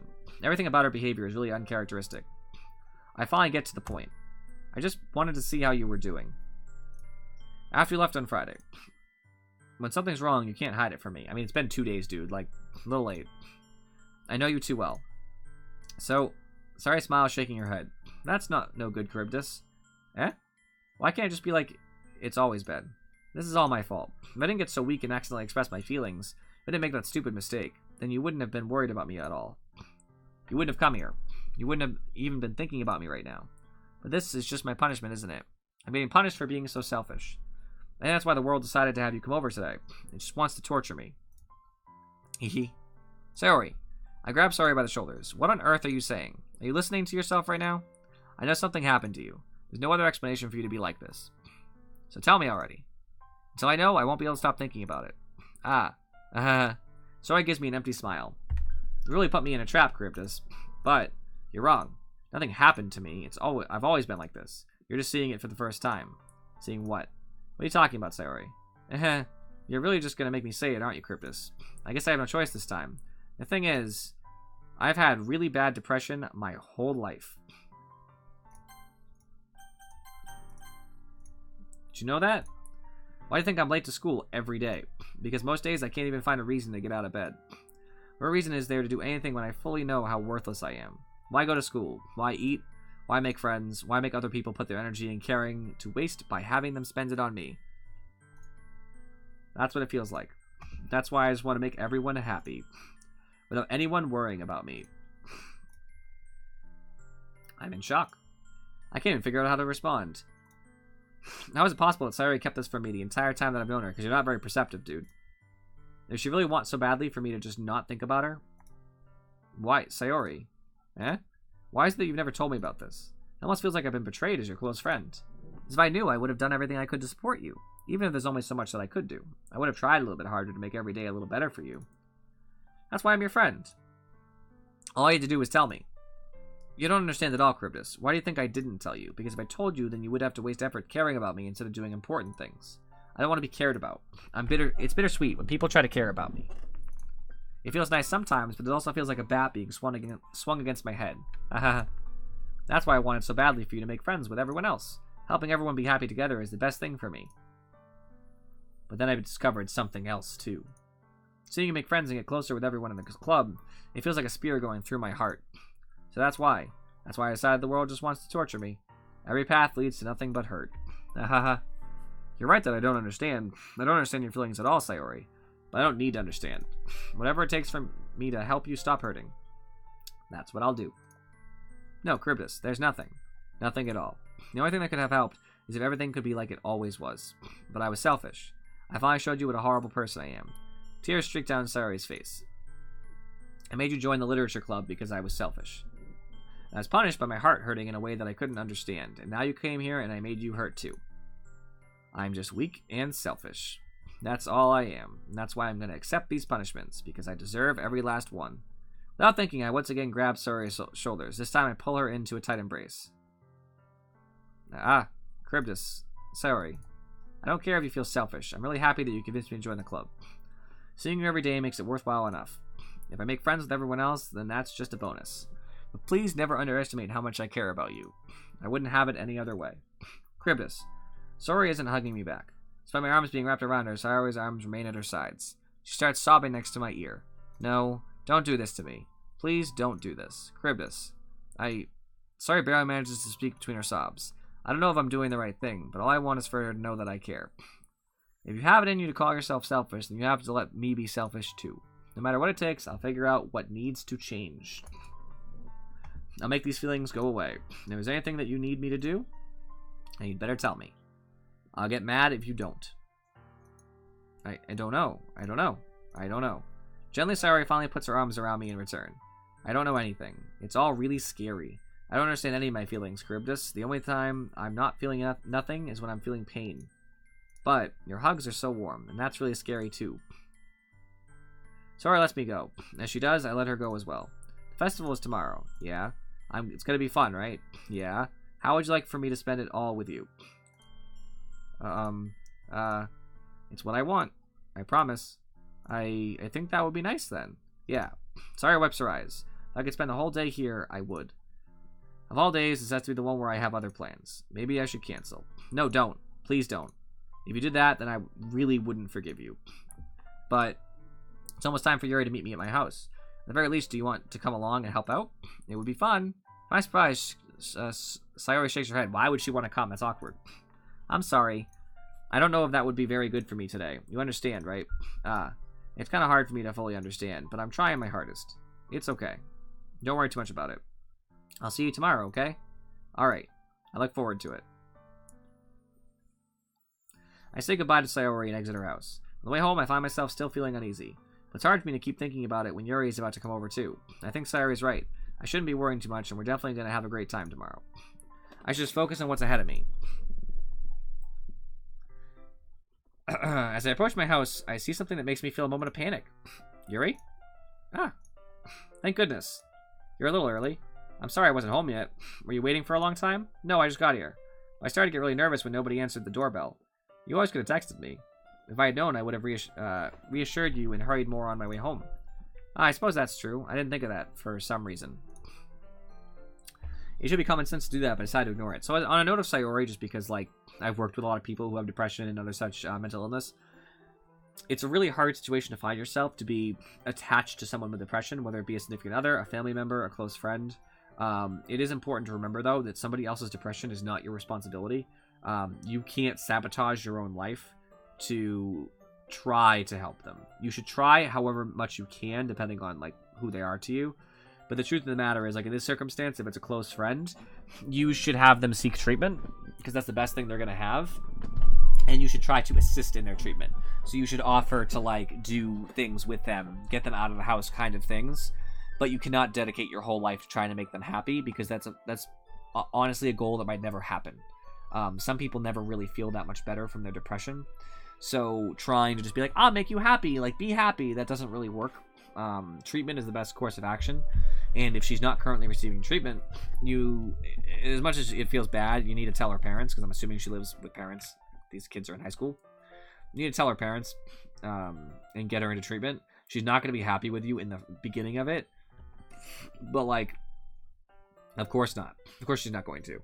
Because they also need to be aware of a potential danger to herself. It's possible she's not dangerous to herself, but realistically speaking, you never know that going in. So if her parents are aware of her condition, they might check on her more frequently, and it could potentially save her life just by that alone, let alone the fact that the therapy might also save her life separately. It should be common sense to do that, but I decided to ignore it. Anyway, let's go inside. I see you brought a lot of stuff with you. That's right. And did you manage to find everything I asked you to buy as well? Yep, pretty much. At least I hope I got everything right. I'm sure it will be fine. I take Yuri to my room. The first thing she does is glance around curiously, which makes me feel anxious. It's so clean. I cleaned it before you came over, so that's very considerate of you to do. No. I'd be really embarrassed for my room to be a mess while you were here. Well, I do enjoy cleaning. I'd have gladly helped you clean. That would be even more embarrassing. Wait, don't look in there. I snatched Yuri's wrist, which was in the process of opening a desk drawer of mine. I'm sorry. I wasn't thinking for some reason. I was just spacing out. It's fine, it's fine. I let go of Yuri's wrist. She puts both of her hands firmly in her lap, as if making sure she's keeping track of them. So, should we get started? Yes. I have a few things planned that you can help with. Decorations and other atmospheric enhancements. Atmospheric enhancements? Candles. I'm curious, too, because you want to know what's in my drawer? I can list everything in my nightstand drawer, probably verbatim. I have a bunch of cards, like gift cards and business cards and things, because they kind of work in there. I have a couple receipts that I need to save, like, long term. I sometimes keep receipts from, like, GameStop. If I have a game coming out that I want to get, I put it in there temporarily. I have a flashlight. I have a decorative dagger. That just looks pretty. I have a more functional dagger, because it also looks pretty, but it's a kukri. It's a Gurkha kukri. I have nowhere else to put it, to be honest with you. I don't want to display it, because the bottom of it's broken anyway, the tip of the sheath. So it's not really good to display, and it just kind of fits in the drawer, so I just kind of stuff it in there. I have actually used it to cut things, like if something comes with like a casing that doesn't come off easily, I'll take it out and I'll cut it. So it works like scissors, basically, in that regard. No. That's it, I think. Oh, I also have a nail clipping kit in there. Clippers. Nail clippers and stuff. You know, mood lighting. Aromatherapy candles. Ooh, she getting mood lighting out? What? Oh, wow. I didn't know you planned on taking it that far. What? Of course. I want to help take our guests to a faraway place. Although many will stop by just out of curiosity. And for cupcakes, I guess. I'm determined to provide experience that will leave them wanting more.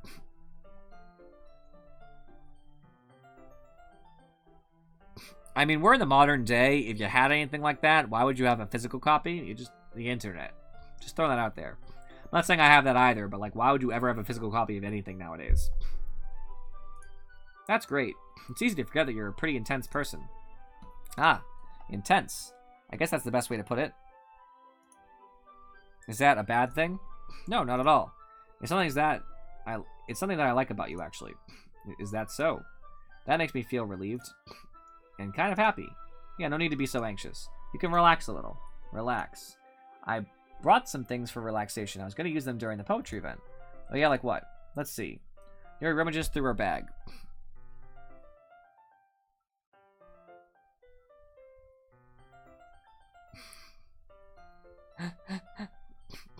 Oh gosh.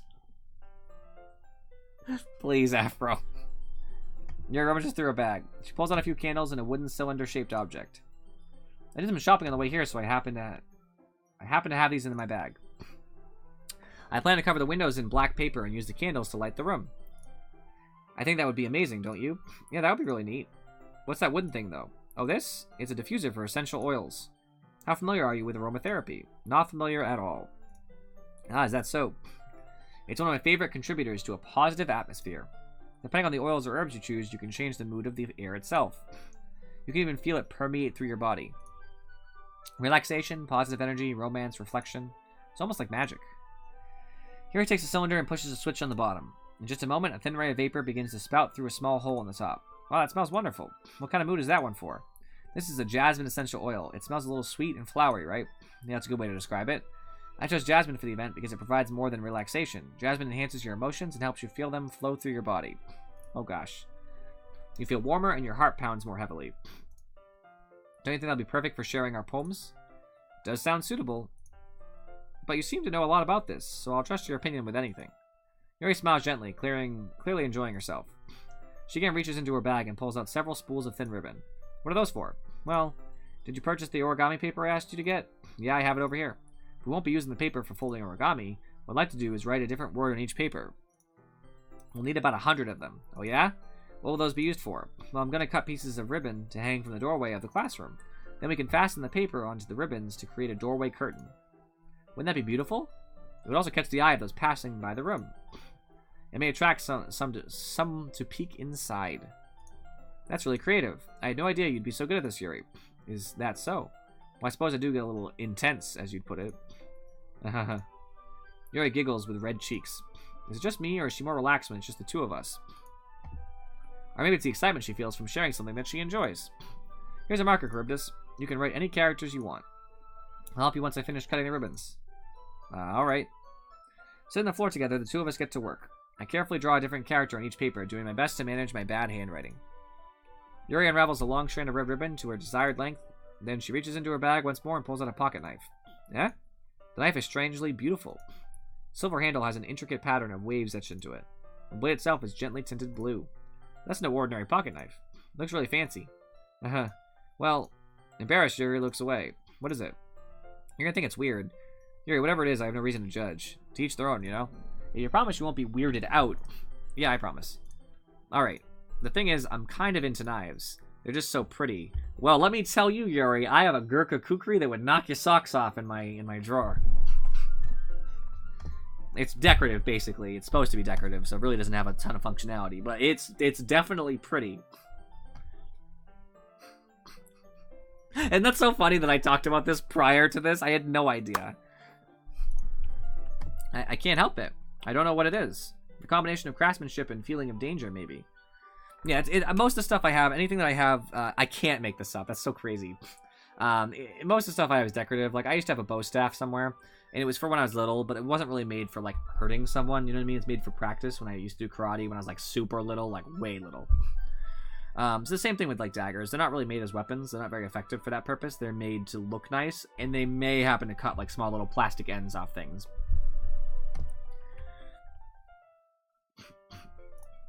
Oh, what am I saying? Please don't think I'm weird for this. You're laughing at me. No, I'm not laughing at you. I'm just funny how nervous you get about sharing. About sharing. It's an interesting thing to be into, I guess. But I think it kind of suits you. Suits me? Yeah, it's kind of intense. Besides, it's a really cool looking knife. I can't deny that. It is, isn't it? Yuri relaxes her expression once again. Would you like to hold it? Sure, I'll check it out. Yuri carefully hands me the knife with the handle facing me. I take it and turn it around in my hands. It feels heavy and extremely solid. Where do you even get a knife like this? Curious of its sharpness, I feel the point of the knife with my index finger. Ow. Charybdis, why'd you do that? I didn't expect it to be that sharp. I barely touched it at all. It's my fault. I should have warned you. This knife is extremely sharp. It can cut through skin like it's paper, so I'm hoping she doesn't cut herself because she knows how it cuts through skin. Oh no. A small drop of blood trickles down the side of my finger. Yuri takes my hand and gives the wound a closer look. Ah. She stared at it and noticeably fidgets. If you're squeamish, I'll go wash it off now. Without warning, Yuri puts my finger in her mouth and licks the wound. Yeah, I already saw that coming. Either she's turned on by blood, or she just saw an opportunity. And technically speaking, okay, I actually talked about this today because of a guy at my work cut his finger a little bit on accident. I told him you should lick it. And he's like, why? Some people are. You should lick it. And he said, why? And I was like, technically speaking, saliva is actually a coagulant. Meaning that it makes blood coagulate, like get, solidified, basically. It's supposed to make your blood stop flowing out of you. Platelets do the same thing in the blood naturally, but saliva has its own enzymes that actually assist with that process. The problem with that is that your saliva isn't particularly sanitary, so you could, in theory, have a problem with the sanitation of the wound. But if you lick the wound temporarily, and I'm not a doctor, so I don't like take this as like advice of what you should do. But if you're in a pinch, you should lick it, and then soon after, like once it stops bleeding, then you can just take like a damp, like soap water or whatever, and just like clean it a little bit, just so it's now cleanly, and then you bandage it. I feel her tongue curl around my finger. All right, she doesn't need to curl her tongue around my finger. Startled, I instinctively pull my hand back. Oh, please forgive me. I wasn't thinking. Yuri lowers her head, her face burning up. Yuri, that's the most embarrassing thing I've ever done. I believe that. Can you imagine? Can you imagine having met this person? You're flirting, but you're not really dating yet, and then she just puts your finger in her mouth. No warning. How could I do something like that? I'm sorry. Sure, it was a little weird, and it took me by surprise, but I guess she was just trying to help, right? Yuri, I think you're overreacting a little. She doesn't lift her head. What if she doesn't recover from this for the rest of the afternoon? Alright, you know what? This might be a stupid thing to do, but I do it anyway. I take Yuri's hand and lick her index finger in return. Charybdis, did you really just do that? Now we're even. That is actually really funny. I would totally do that. Not like for someone I don't like know a little bit better, but assuming I knew this person, I would like totally do that. Just like, if they're like, oh my god, I licked your finger, that's so embarrassing. Oh look, I licked your finger, we're even. Yuri just looks at me like I did something wrong. I knew that would be a bad idea. If not for the sweet aroma of the jasmine oil, the air would be extremely heavy right now. You're so weird, Charybdis. I am. Yuri giggles shyly. Eh? Yuri calling me weird? I have no response to that. Where do you keep your bandages? I don't think I need one, actually. It was a tiny cut. Look, it already stopped bleeding because of the saliva. I see. That's relieving. The tension is quickly lifted. We each resume our respective activities. I watch Yuri's knife cutting through ribbons like it's nothing but air. Meanwhile, I continue to make progress on the paper.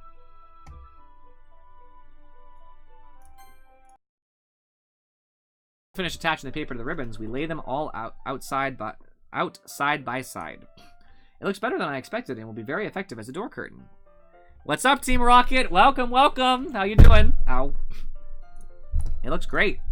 Good thinking coming up with this, Yuri. Thanks. It is something I saw online, really. Are you ready to move on to the next task? Yeah, let's do it. What do you have in mind? I'd like to create a banner. Bad things? Oh, you must detail them to me. Well, you don't have to, obviously. It's personal, but I would like to hear. That's why I asked you to buy the paint tablets. Oh, that's right. One of the items Yuri had asked me to buy was a kit of watercolor paint tablets. We'll need about 6 cups of water to put each of the tablets in. Do you mind fetching those for us? Of course not. 6 cups of water. I'll be right back in a minute. Thank you very much. Oh, and just a little bit of water is okay. If you feel the cup's too much, it will be too diluted. Taking Yuri's... what weird thing did she do while I was gone, by the way? Taking Yuri's advice, I decided to use small plastic bathroom cups rather than full-size glasses. I'll put them on a plate to catch any paint that drips, then bring it back into my room. Yuri? Yes? I come and see Yuri quickly unrolling her sleeve, pulling it back over her arm. She probably did look in the drawer.